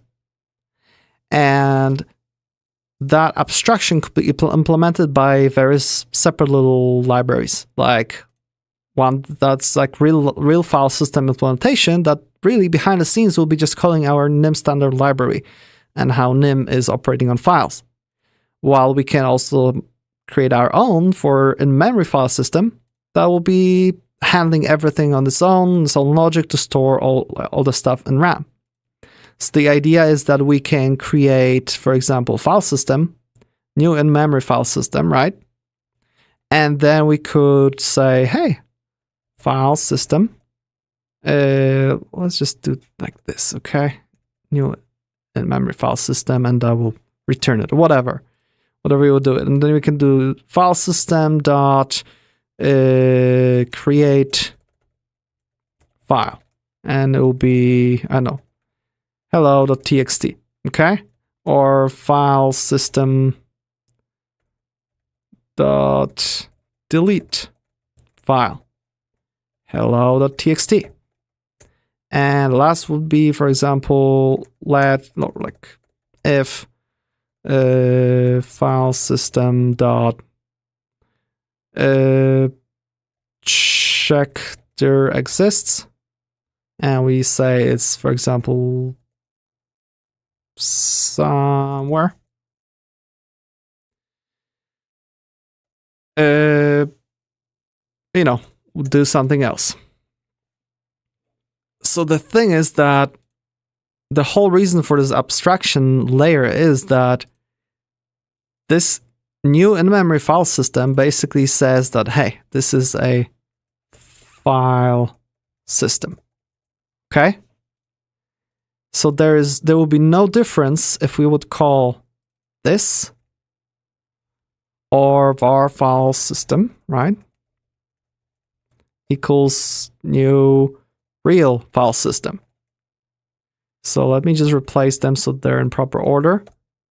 So new real file system would reach out to this library and request new file system, while the other one in memory would just reach out to this one, and they both return the same, the same base class object, like we learned today, base object of file system, just with different subtype of it, like different inherited version of it, that they all implement create file, delete file, check there exists, etc.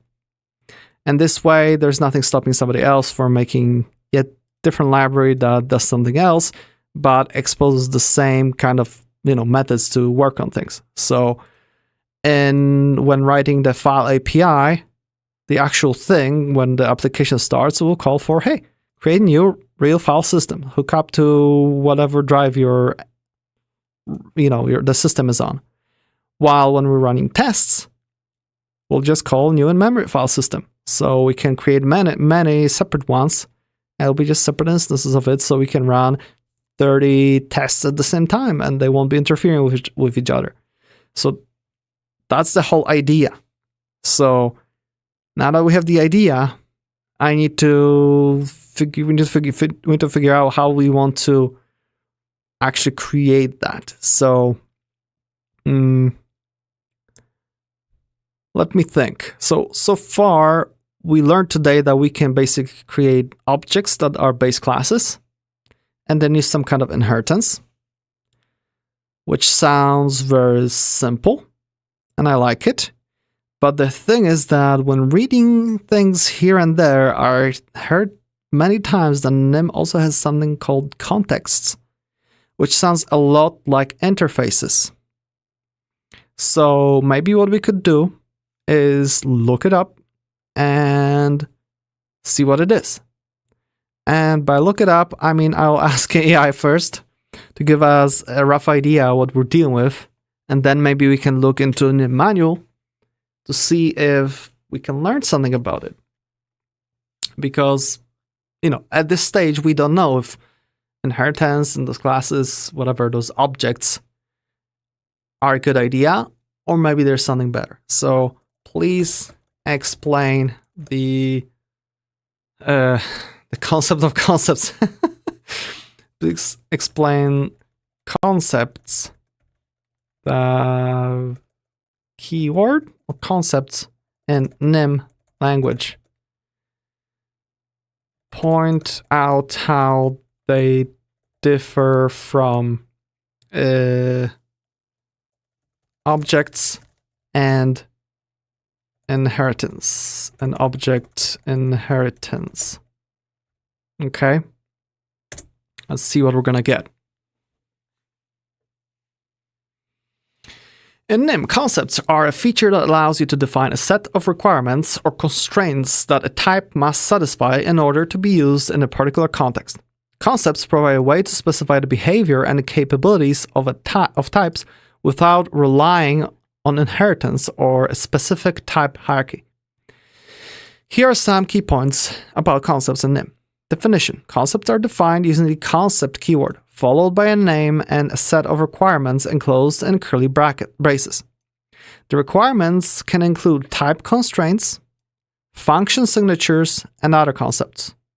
Okay, so basically that already tells me that if it contains function signatures and it can contain other concepts, that means that we have something like interfaces in C# or TypeScript, mostly C#, where we can, require that whatever implements the concept or follows the concept contains them. But type constraints, that's also something you could do in C#. Say that, hey, you can create a generic one that is a concept of something that can be applied only to ordinal types or whatnot, or, interesting. Type constraints. Concepts can specify type constraints using the is keyword. For example, t is int means that the type t must be of type integer or a subtype of integer. Okay? Subtype. I wonder if that could apply also to inheritance. Function signatures. Concepts can require the presence of certain functions or methods with specific signature. Okay? For example, procedure, and we have to convert to a string, I guess, x of type t string means that the type t must have the $sign operator that takes an instance of t and returns a string. Okay, so whatever implements the concept, whatever, I guess, object or something implements the concept, it needs to have that what do you call it, operator. So what we learned is already a difference I'm seeing compared to those base classes or base objects. I keep calling them classes. Those base object types is that in base object you only could define a method, and that method already has to have some kind of implementation. Sure, you can throw an error in there, but when creating a subtype, inheriting from it, nothing is forcing you to actually write your own implementation. So you can just go lazy or use them. While the concept will force you that, hey, you won't be allowed to call that implemented this concept without actually creating that operator. So it's a little bit more like interface. Requires an explicit implementation. And generic programming. Concepts are primarily used in generic programming to constrain the types that can be used with a generic procedure or type. By specifying a concept as a type constraint, you ensure that only types satisfying the concept's requirement can be used. So in our case, this file system abstraction layer, that will be a concept of a file system. And that file system could specify that, you need to access files, and a file is also a concept. Okay. So far, we're checking off boxes. Runtime behavior. Concepts are a compile time feature and do not have any runtime overhead. Awesome.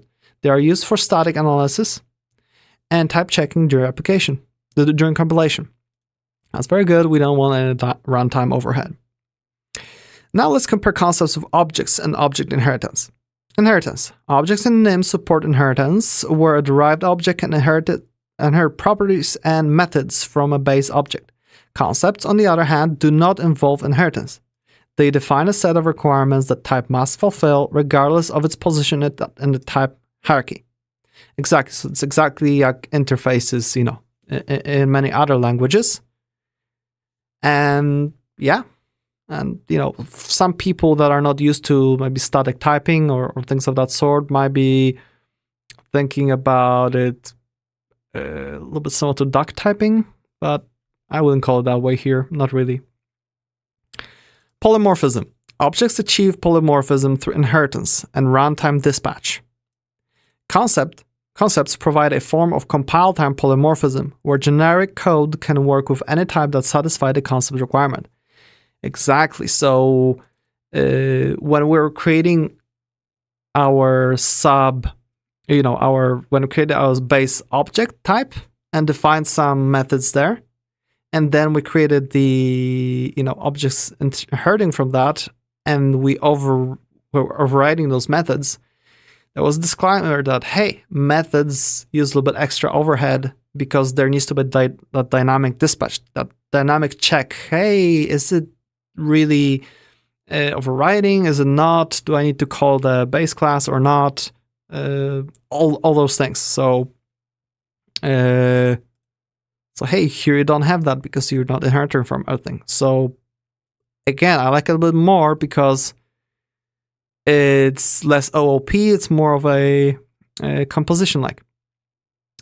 Behavior specification. Objects define behavior through methods and properties associated with specific types. Concepts specify behavior through requirements that can be satisfied by different types, without the need for a common base type. Exactly. And flexibility. Concepts offer more flexibility compared to objects and inheritance. They allow you to define requirements that can be satisfied by unrelated types, as long as they meet the specified constraint. Objects and inheritance, on the other hand, require types to have a specific hierarchical relationship. Oh, that's so much talking for me. So here's an example. Let's see. So we have concept of printable, again, named just like an interface. And we specify that it has, basically it allows to print itself. Okay, it has the operator. All right. And X is of type self. So does it mean that concepts have just the identifier called self already implied? Don't know. That's something we'll need to look into actual documentation, because again, we're reading things from AI, which can make things up. Well, here we have procedure print, and we have this procedure defined on the type printable. And there it is. What? So basically, when we do this, we echo X. So, okay, we defined a procedure that can be basically called on something that's printable. So if we specify an object person and has those two things, and we specify that there is that operator for the person specified, right? And whatever it does, it does. We can create, the number and the person, and we can basically print out X. We can call the print from here that calls on the concept. And for integer X, it works because integers by default have the $sign operator implemented. And we can call it on our P person because we just implemented whatever is required, right? That's good. In this example, the printable concept requires a presence of the $sign operator that converts a type to string. The print procedure is generic and accepts any type T that satisfies the printable concept. Both integer and person types satisfy the concept, so they can be used with the print procedure. Concepts provide a powerful way to express constraints and requirements of types, enabling more flexible and expressive generic programming in NIM. I very much like it, but my question is, when we define a person here, if I'm writing a separate module or separate library that will basically provide this file system object that is of type whatever file system, I need to keep checking if I implemented everything. If at some point the base library that provides the concept changes, I will just get errors, and or maybe I won't get errors because I know something was added or removed. Well, this isn't even aware of that concept. So can I explicitly specify that the type person implements the concept?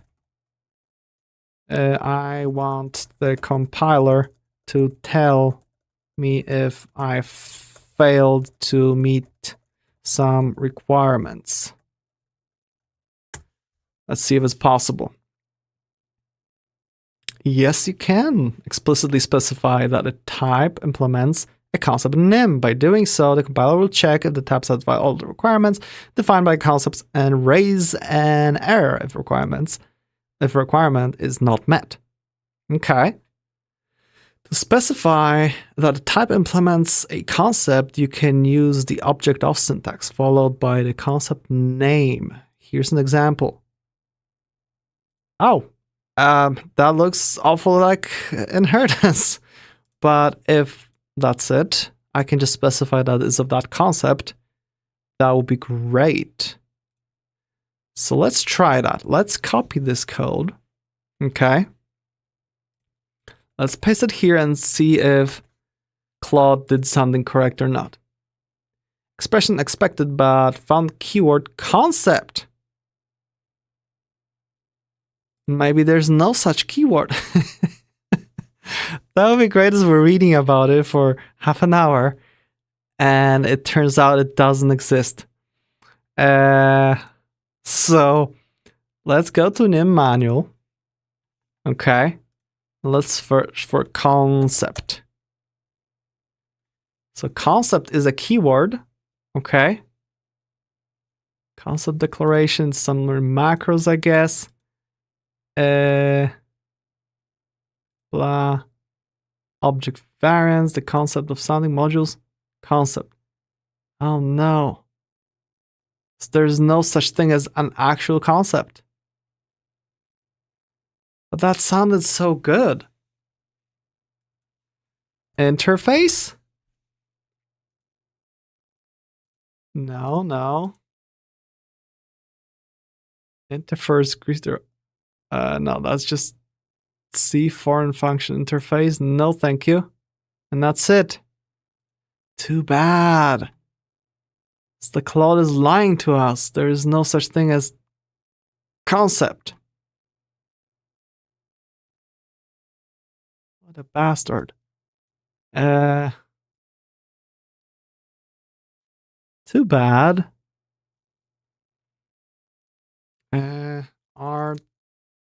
their interfaces in NIM programming language. You said there's something foreign function interface, yeah, but that's not it. Then experimental features, you say. Experimental features. Do we have it somewhere here? Oh my goodness, the index is so long.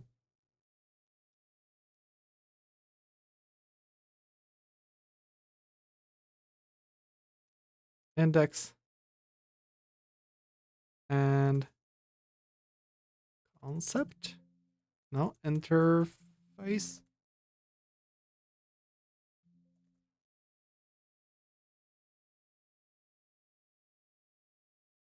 What were those? I saw so many links to that experimental features at some point. But now, types, all that stuff.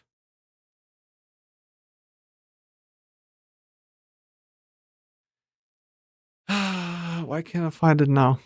Modules, API symbols, and it will just go forever, yeah. Let's click again. Experimental features. The experimental features of NIM are covered here. There we go. And does it have a list of stuff here? Concepts. Okay, so there is something like concept equals this concept. Okay, I see. So let's look at our code. So printable equals concept x comma y. Concepts, also known as user-defined type classes, are used to specify an arbitrary set of requirements that match type must satisfy. Oh, thank you, Yanakali. I would give up on that at some point, or finally find this in some other way. Concepts are written in the following form. So we have inside tab declarations, we can say that there's comparable, and that's concept. That takes x and y. And we have x is less than y is bool. So I guess this will be a procedure is defined on it, or function or something. That is that what? Oh, that operator for it between x and y, there's an operator that returns Boolean. That's what I would understand it as. Then we have stack t, which is concept that takes s and variable v. Okay. So the s allows us to call pop on it, and that returns type t that we define here. And v allows to call push on it with a type t that doesn't return anything. Oh wow, that's a very different way of defining things than what Claude was trying to say, but this sounds very flexible. We also have that s.len returns ordinal. So it could be a field and it could be a method, I presume. Although here is a proc, here is without that. Interesting. And then we have for value and s, value is t. So I guess it defines an iterator. And not pairs is just, I forgot the name for it, but we can iterate of it over at s, and each will return the type t. Wow. The concept matches if all expressions within the body can be compiled for the tested type.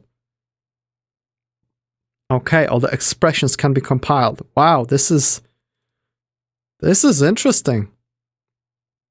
All statically evaluable Boolean expressions in the body are true.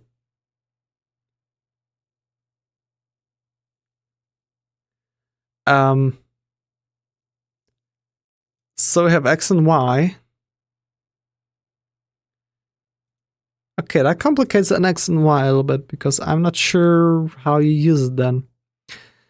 The identifiers following the concept keyword represent instances of the currently matched type. Okay. Of the currently matched type. You can apply any of the standard type modifiers such as var, ref, pointer, and static to denote a more specific type of instance. You can also apply the type modifier to create a named instance of the type itself. Okay, so we have this, which is concept that has X, var, v, ref, yeah, all that, and type T. You can also apply the type modifier to create a named instance of the type itself.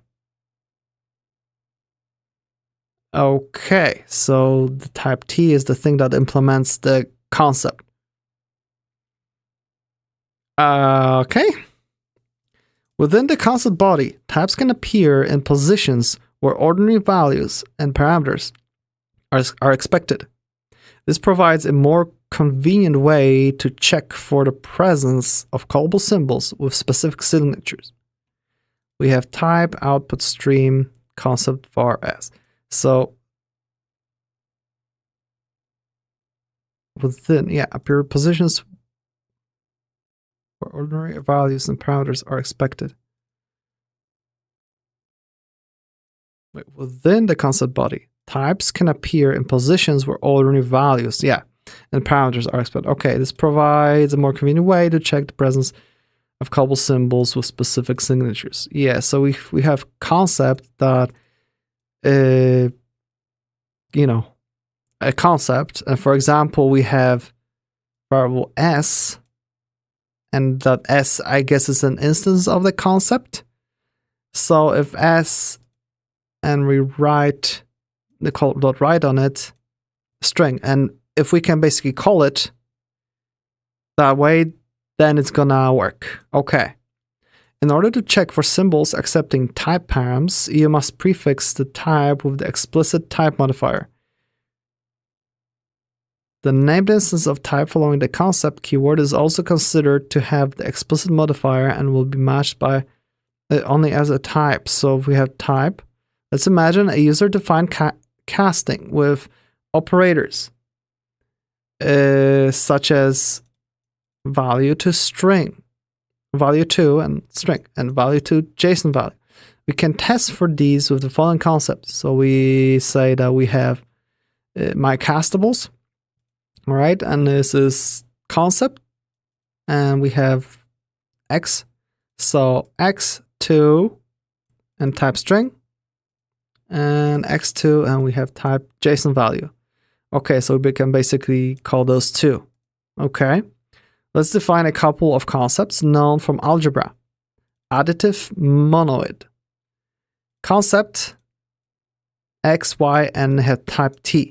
So basically x plus y, so those two concepts need to return a value that also is that concept. And then if we call 0 on that concept, returns t. Okay, so I wonder if we could do t plus t is t.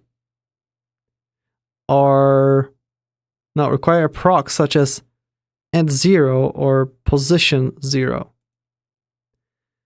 Okay, so this is actually to be called on the name of the whole type rather than on the instance. Oh, okay, so it's a static one. So that's something I haven't noticed before. Okay, that is, wow, okay. NIM just opened up so much more that I can define procedures that are called on the type itself. As in, you know, again, comparing to C#, you have static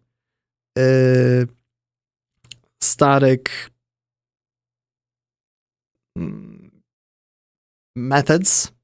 So basically you can call them on the type itself, from the type itself rather than from a specific instance. So we can do that here, and you can define concepts on that. Oh, this is This is fun. Then we have again another concept, x and y, where x needs to be additive and negative x returns the type itself too, and x minus y is also t. Okay. Additive group. Okay. Oh wow. Please note the is operator allows one to easily verify the precise type signatures of the required operations. But since type inference and default parameters are still applied in the concept body, it's also possible to describe usage protocols that do not reveal implementation details. Much like generics, concepts are instantiated exactly once for each tested type, and any static code included within the body is executed only once. Okay. Oops. Concept diagnostics. By default, the compiler will report the matching errors in concepts only when no other overload can be selected, and blah and blah and blah. Let's return that, and let's try to actually rework the example that AI gave us. So we have that print always concept on X, right? So we should be able to do $X, and it should be is string.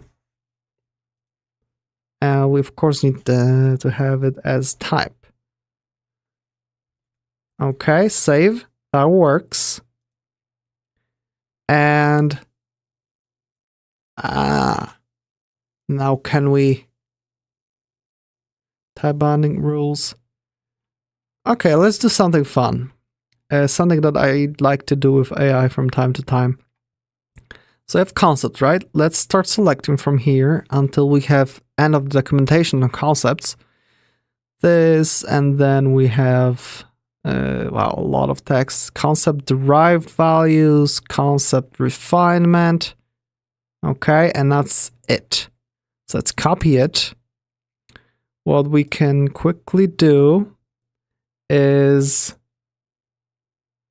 let's close all those things. I'll bring it up to the screen in a second.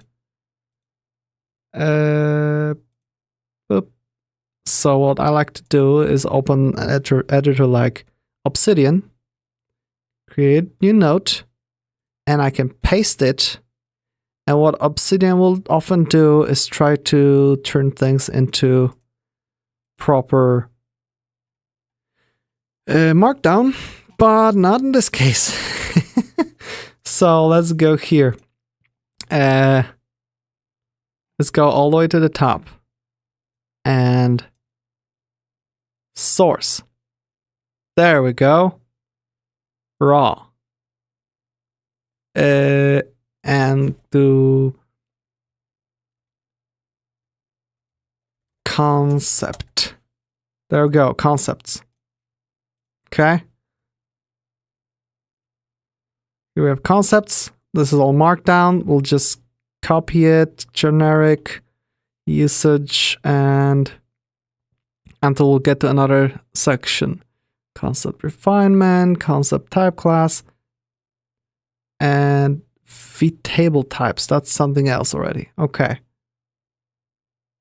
So we don't care about that. Converter type classes. Yep. Oh, no, we can continue. Deep copy, these are just examples. And we select all the way to here. So we copy that, and let's start new chat. And we can just inject that knowledge into the AI. So please read the following documentation of the NIM language regarding concept usage. And we paste it here. Oh no. Can I just paste it not as Ctrl-Shift-V? Oh no. Why does it paste it like that? I want to paste it. Not as that. That's too bad. Why are you doing that?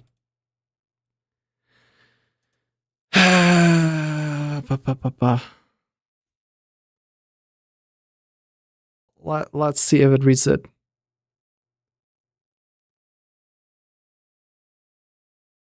Because if we would paste it as normal text instead of this pasted text, whatever the document, that will mean that it has the whole thing in memory. Okay? It actually read through everything. It's within the context of the context window of the LLM. While here, we paste it as a file, so it would probably go through something called RAG, which is basically, it makes this text file into a little, what would you call it? We'll make it into a little like database that, it tokenizes it, and then the language model can actually run queries on it. But let's see, can I, when specifying an object, can I explicitly point out that it's supposed to implement a concept?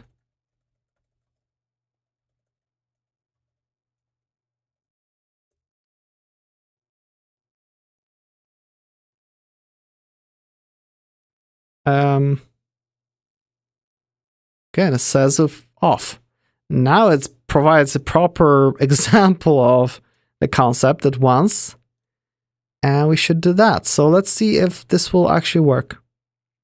So here it says off printable. Inheritance only works with non-final objects. Printable to be inheritable must be object of. Okay, so see, it doesn't work that way. I can make it object, and I can define it here, right? And I could say that P is printable, right? And I should echo P, right? So at least that doesn't show an error. So that means that printable works. If I wouldn't specify this thing, it's declared not used, but it doesn't mind that. It will just... Okay, let's try to compile it. And handle exception. ty kind and ty tuple, ty object. Raise assert. Well, that's not a descriptive verbosity 2. Global variable declared here. Compiler message. What happens if I'll run a verbosity 2? I mean 1. No, it's just unhandled exception. Very interesting. I don't like reading those here because they're really unpleasant. So it just goes to compiler, used config file, blah, blah, blah, and global variable declared here, so that's fine. And then we have assertion nim 34, result assert, and we just have that unhandled exception. What the heck? And types nim. So this basically didn't give us any decent errors. That's too bad.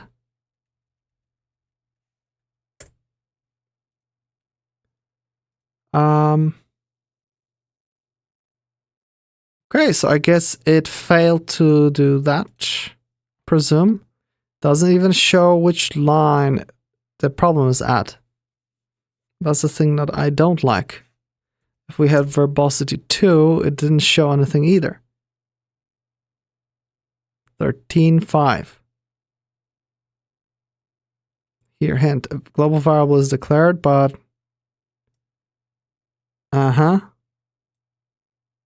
so we define the variable, and I guess that caused the error. Okay, if we run it like this, save and run, we have the same thing. So that means the thing is wrong.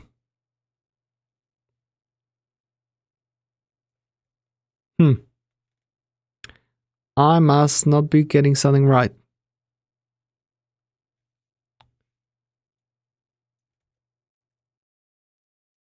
Why is my code not compiling?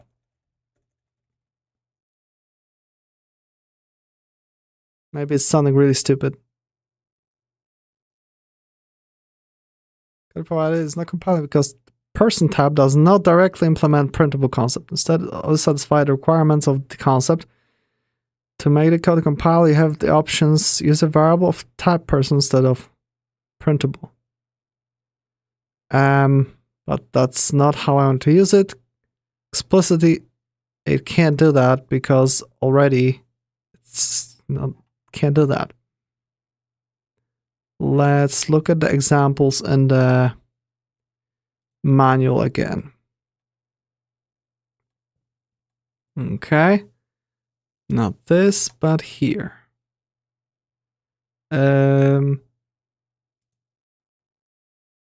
Void type concepts. Okay. So we have this and that, but how we can, yeah. This and if that is bold, then is good. Okay. Type mind concept, again, something. But where's an example of? By default, the compiler will report the matching errors in concepts only when no other overload can be selected and a normal compilation error is produced.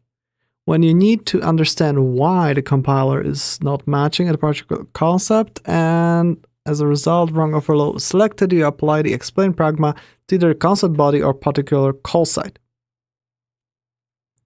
Overloaded proc, XYZ, explain. This will provide hints in the compiler output either every time the concept is not matched or only a particular call set. And type binding rule, the concept types can be parametric, just like the regular generic types. We have any matrix, and we have that here. And we define those methods, but do we have an example of it actually being utilized? Because we define those on any matrix and a square matrix and all that.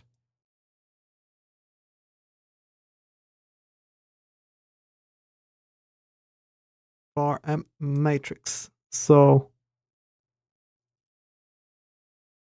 I think I know what's going on. M transpose, determinant, set perspective projection. So the normal matrix, type matrix. The type matrix, when the static is object, with that data, right? Okay. And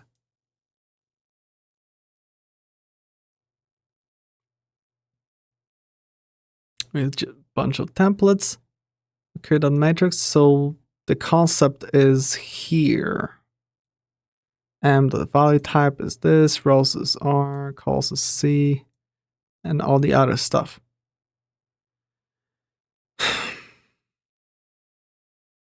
Okay, so basically you can't create a variable of type of that concept. Oh, that makes it a little bit less fun.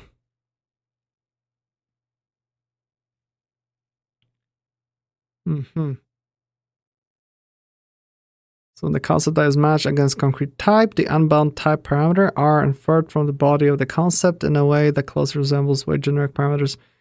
Yeah. Is and is.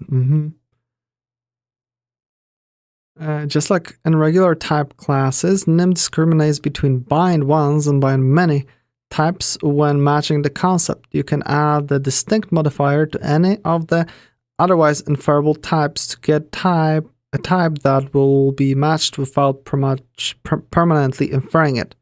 This may be useful when you need to match several procs attempting the same wide class type. So we can specify a concept, an enumerable, okay, and then we can have a type, my concept, where foo is distinct and enumerable. This could be inferred to a type such as enumerable int.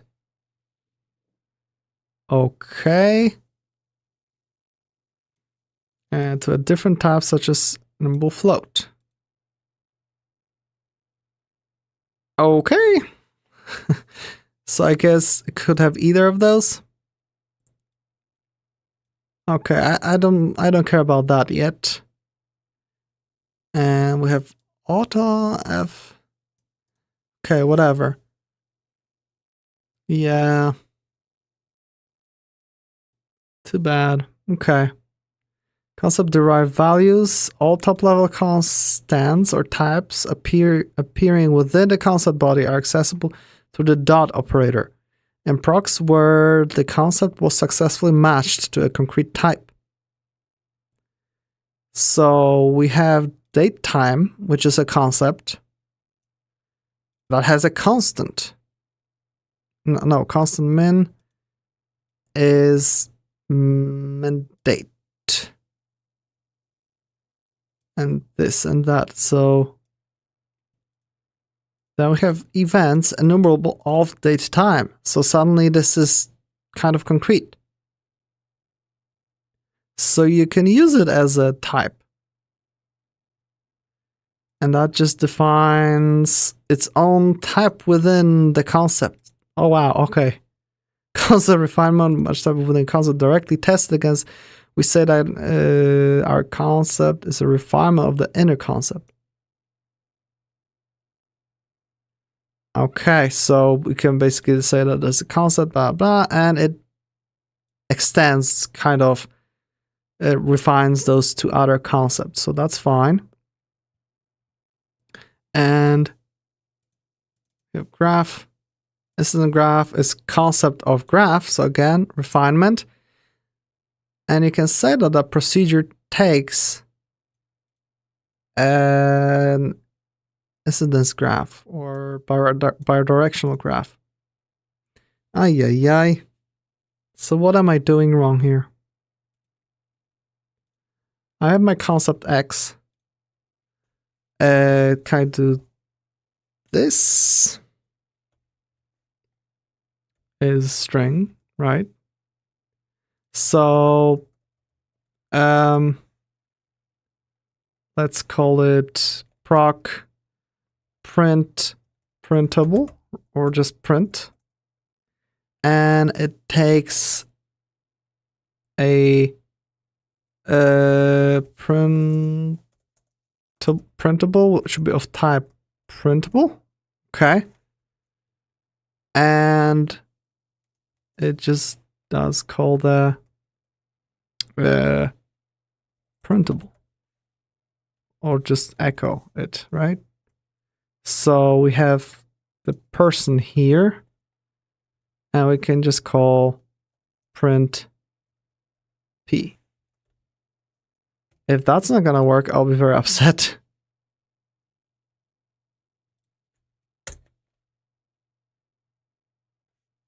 Okay, I think it worked. Printed Alice 30. 0. Okay, that worked. Okay. We have progress. We made some progress. So we can use it as printable, but we can't define it as something printable. I don't like that I can't do printable like this. save. Again, try to run it. And now it doesn't work when I create that person. Ay. If P is printable. Echo. Yes, it's printable. And I run that. And it says yes, it is printable. So P can be basically checked if it's printable right now. And it says yes.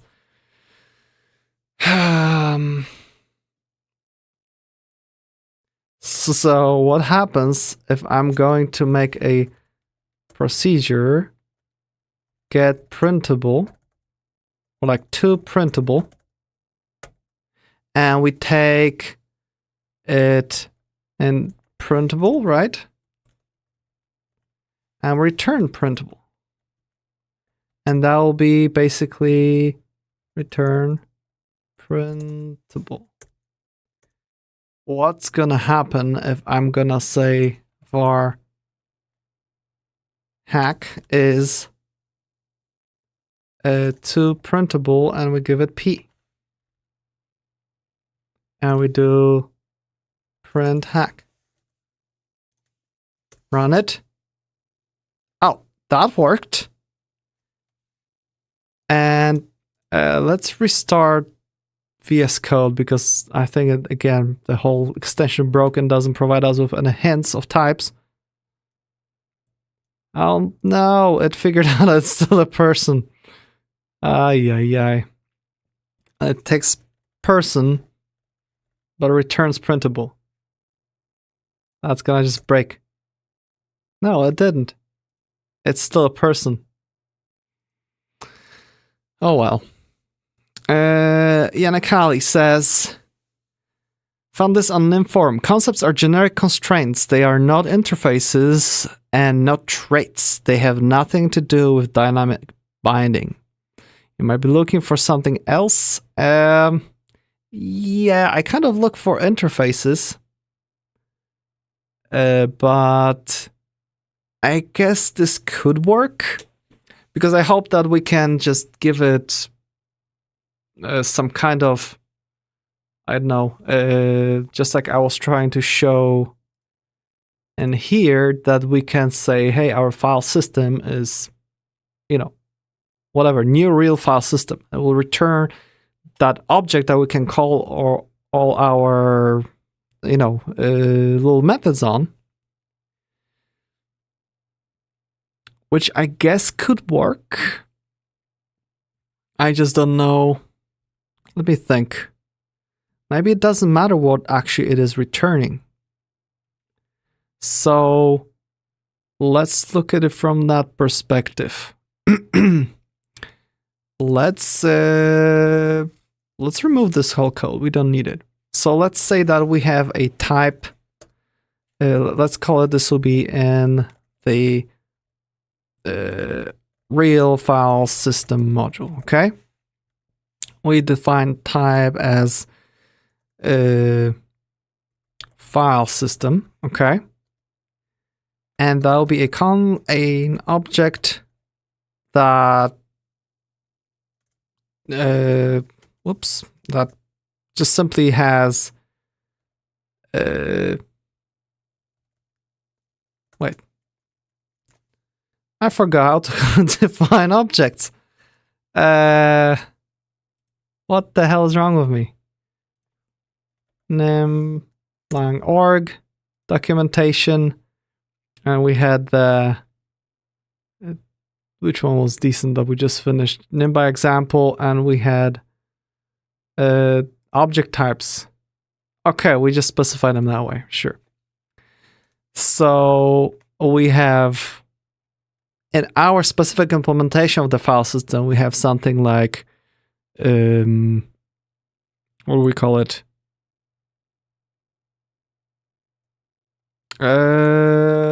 Root directory, okay?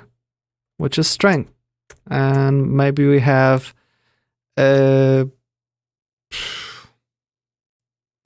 remaining space, which will be in 64, okay? or even better, uint64, just to go exotic. So we have our type specified like that, but then we, on top of that, we specify a file system concept. Okay, and we'll make it that actually it's not here. This will be in our common library or common module, right? That will be our abstraction layer module. So we specify that we have type, we have file system concept equals concept. We'll start with whatever, self. Let's call it self. Okay. And therefore, on that self, we need to have defined something like get file. That we, when we call self.getFile, and we have something of type string, which will be type string, it will return a file concept. Let's just say that will return a string, okay? So therefore, we can then define that we have proc, this will be get file. It will be self of file system, and this should return string, okay? And what it will do, just return root directory, okay? Wait, self dots. And this whole get file will need to be exposed in this case. And I don't know if I will need to expose file system as well or not, whatever. But we have some idea like that. And then an application that uses the lib. Yeah, let's also get the proc new real file system, which will be basically returning the file system, okay? And that will be return file system, and we do root directory. How was it like that?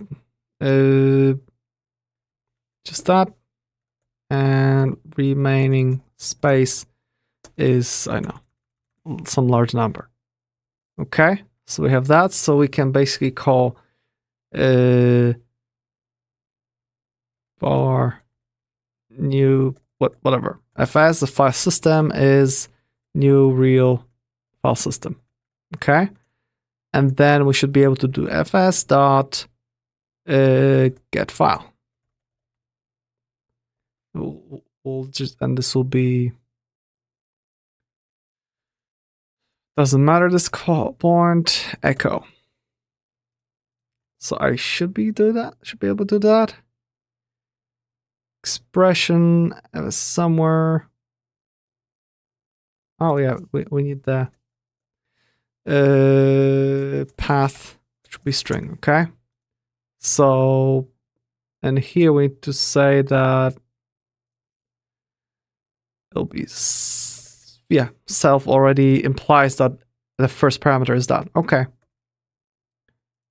So we are going to do run it, and I returned it, so that worked, right? So in some other module, we could easily define in the in-memory file system module, we have file system in memory, okay? And therefore we can say new in memory file system, which will return this thing, okay? And we can define this thing on that thing. And therefore, we should just do in memory, right? And even though this is file system in memory, it should always just work with this whole concept. But the thing is that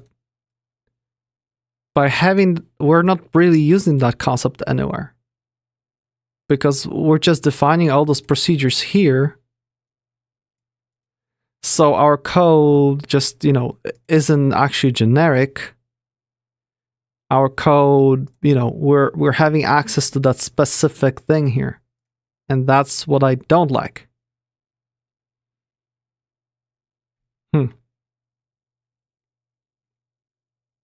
Because, what's the point of this then? What's the point? Unless I do the whole thing that this thing returns actually file system concept and this is real one, this is the fake one, and that won't work. Because got this for that, I expected this. Yeah, that's the thing. It's not a concrete type.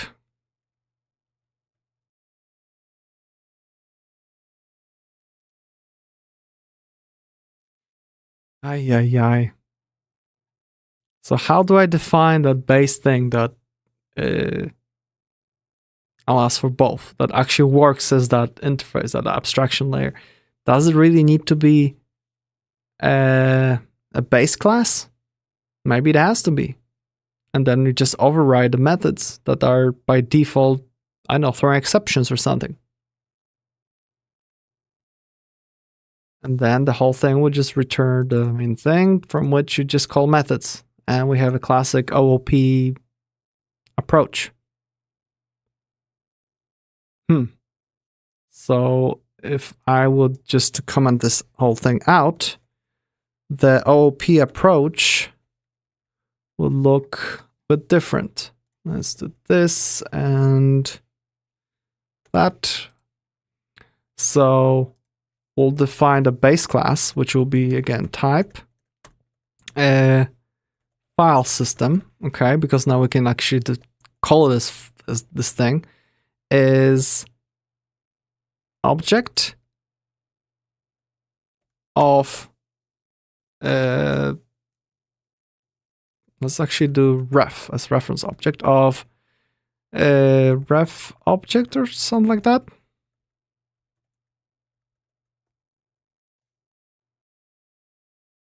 Can I do that?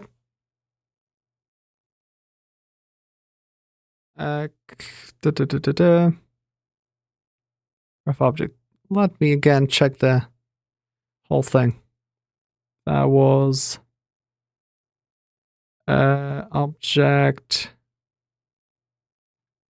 Where is it? Yeah. Flowing error. Simpler. So ref object. Inheritance of root object. That's what it is. Root object.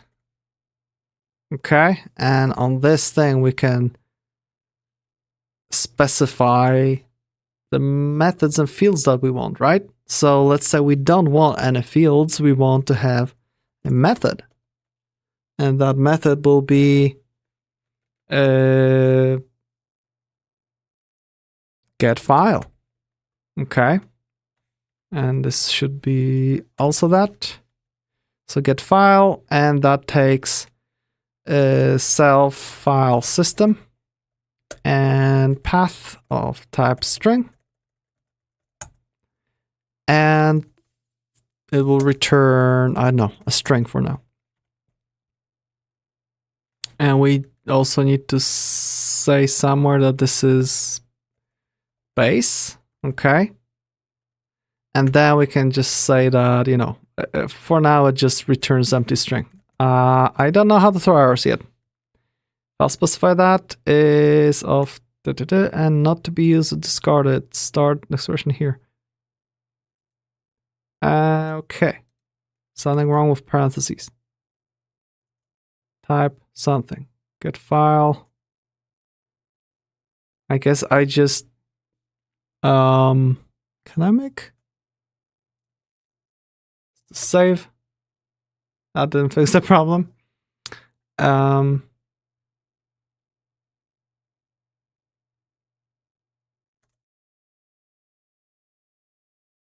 Ref object of root object.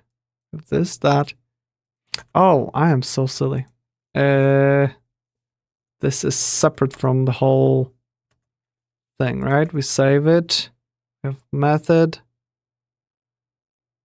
Method needs a parameter that has an object type.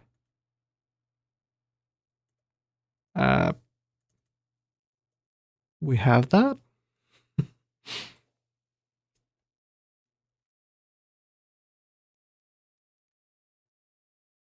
Method get file. Expected hello.get file. Where do you get hello.get file? Oh, of course, I'm missing the colon. That ruins everything.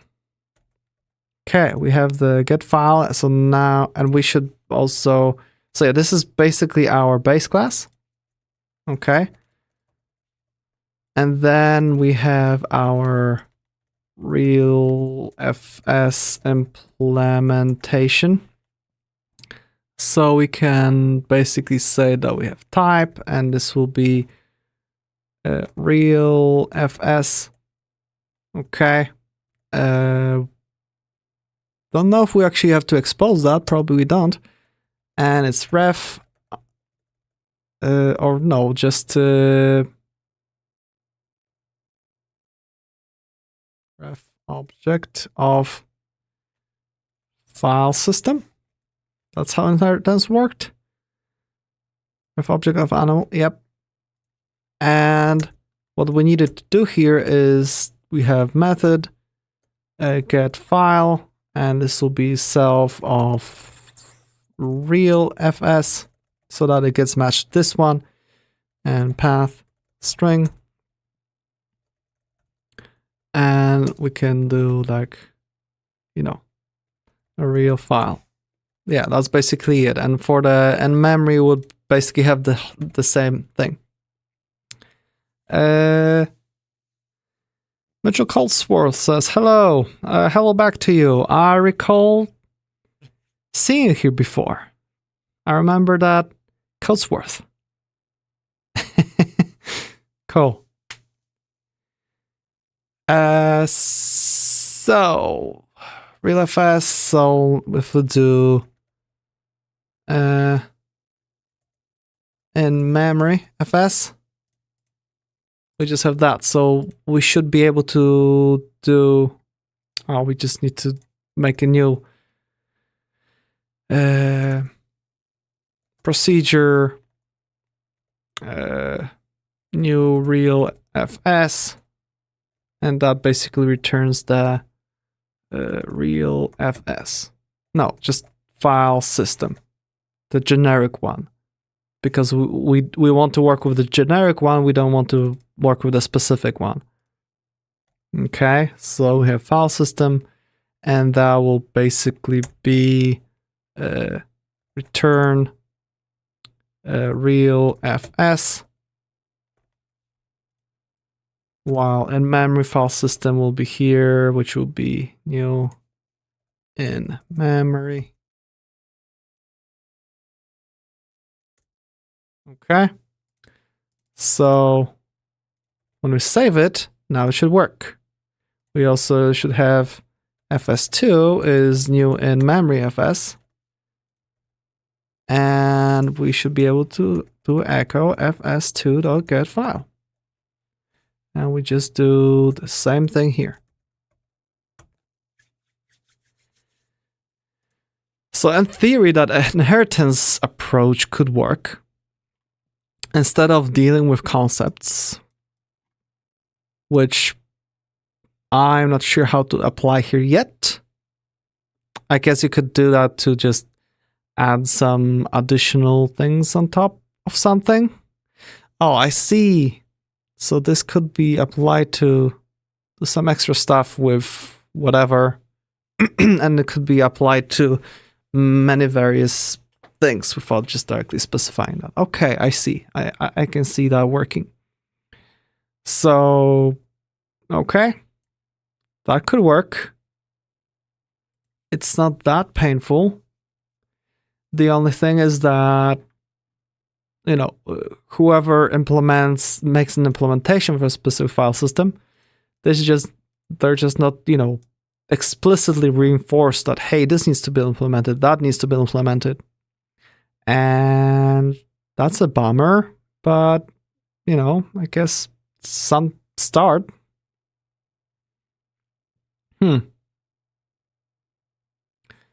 So let's see if we get disappointed with AI for NIM once more.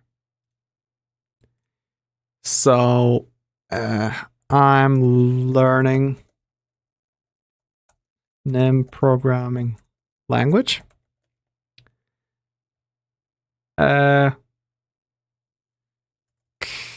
When creating what do we call them? Base objects, you know, inheritance. Can I create and I specify an abstract method, a method that doesn't have an implementation on the base class and therefore forces inheriting objects to implement it? I presume the answer is no, but Claude really likes to say that it is possible. Oh, it just says raise new exception, and that's it. So we'll just raise an exception. In this example, we define a base object. Okay. And so let's try that and see if it will like fail or something. So if we get the base class, we'll just won't give an implementation and save it. It will be like, oh, sorry, implementation is expected. So what if we'll do raise, and what was it? New exception, abstract method. And that's it, right? We'll save it.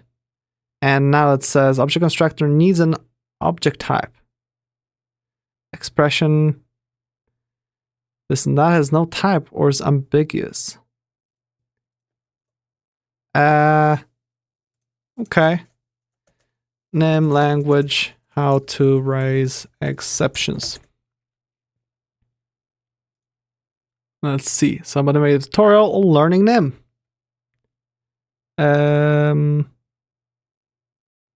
Try accept finally. Okay, but we don't have the get current exception. Custom exceptions, raise new exception and something. Raise new exception. Yeah, so that was our code, right?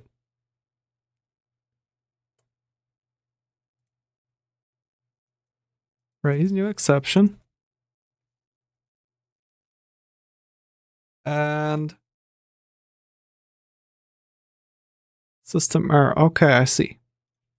Well, the other one works. So let's say it's the IO error, and therefore it won't return a string because we raised an exception, so compiler isn't unhappy about that. So what if I'm going to remove get file from in-memory file system and save it? It will still allow it to run. It will just throw an exception. This is IO speaking. Yeah, so this is not the solution. The compiler won't tell, hey, this is a problem. Okay, too bad. Var/let open arrays versus vargs. That's gonna be interesting read. Adding a package to NIM ecosystem, and there are no more parts. Okay. Oh well, This goes to read later.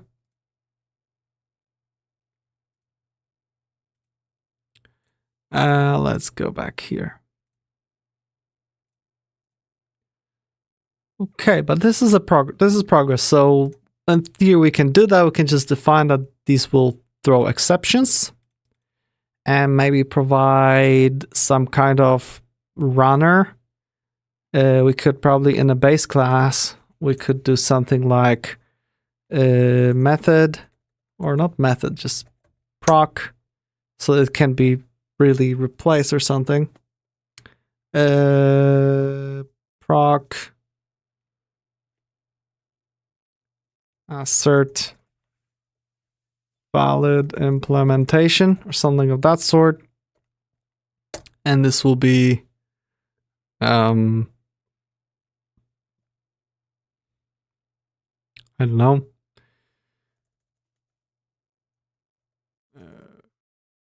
Self will be FileSystem dot whatever. Self is FileSystem again, comma colon, and equals. What am I stopped thinking.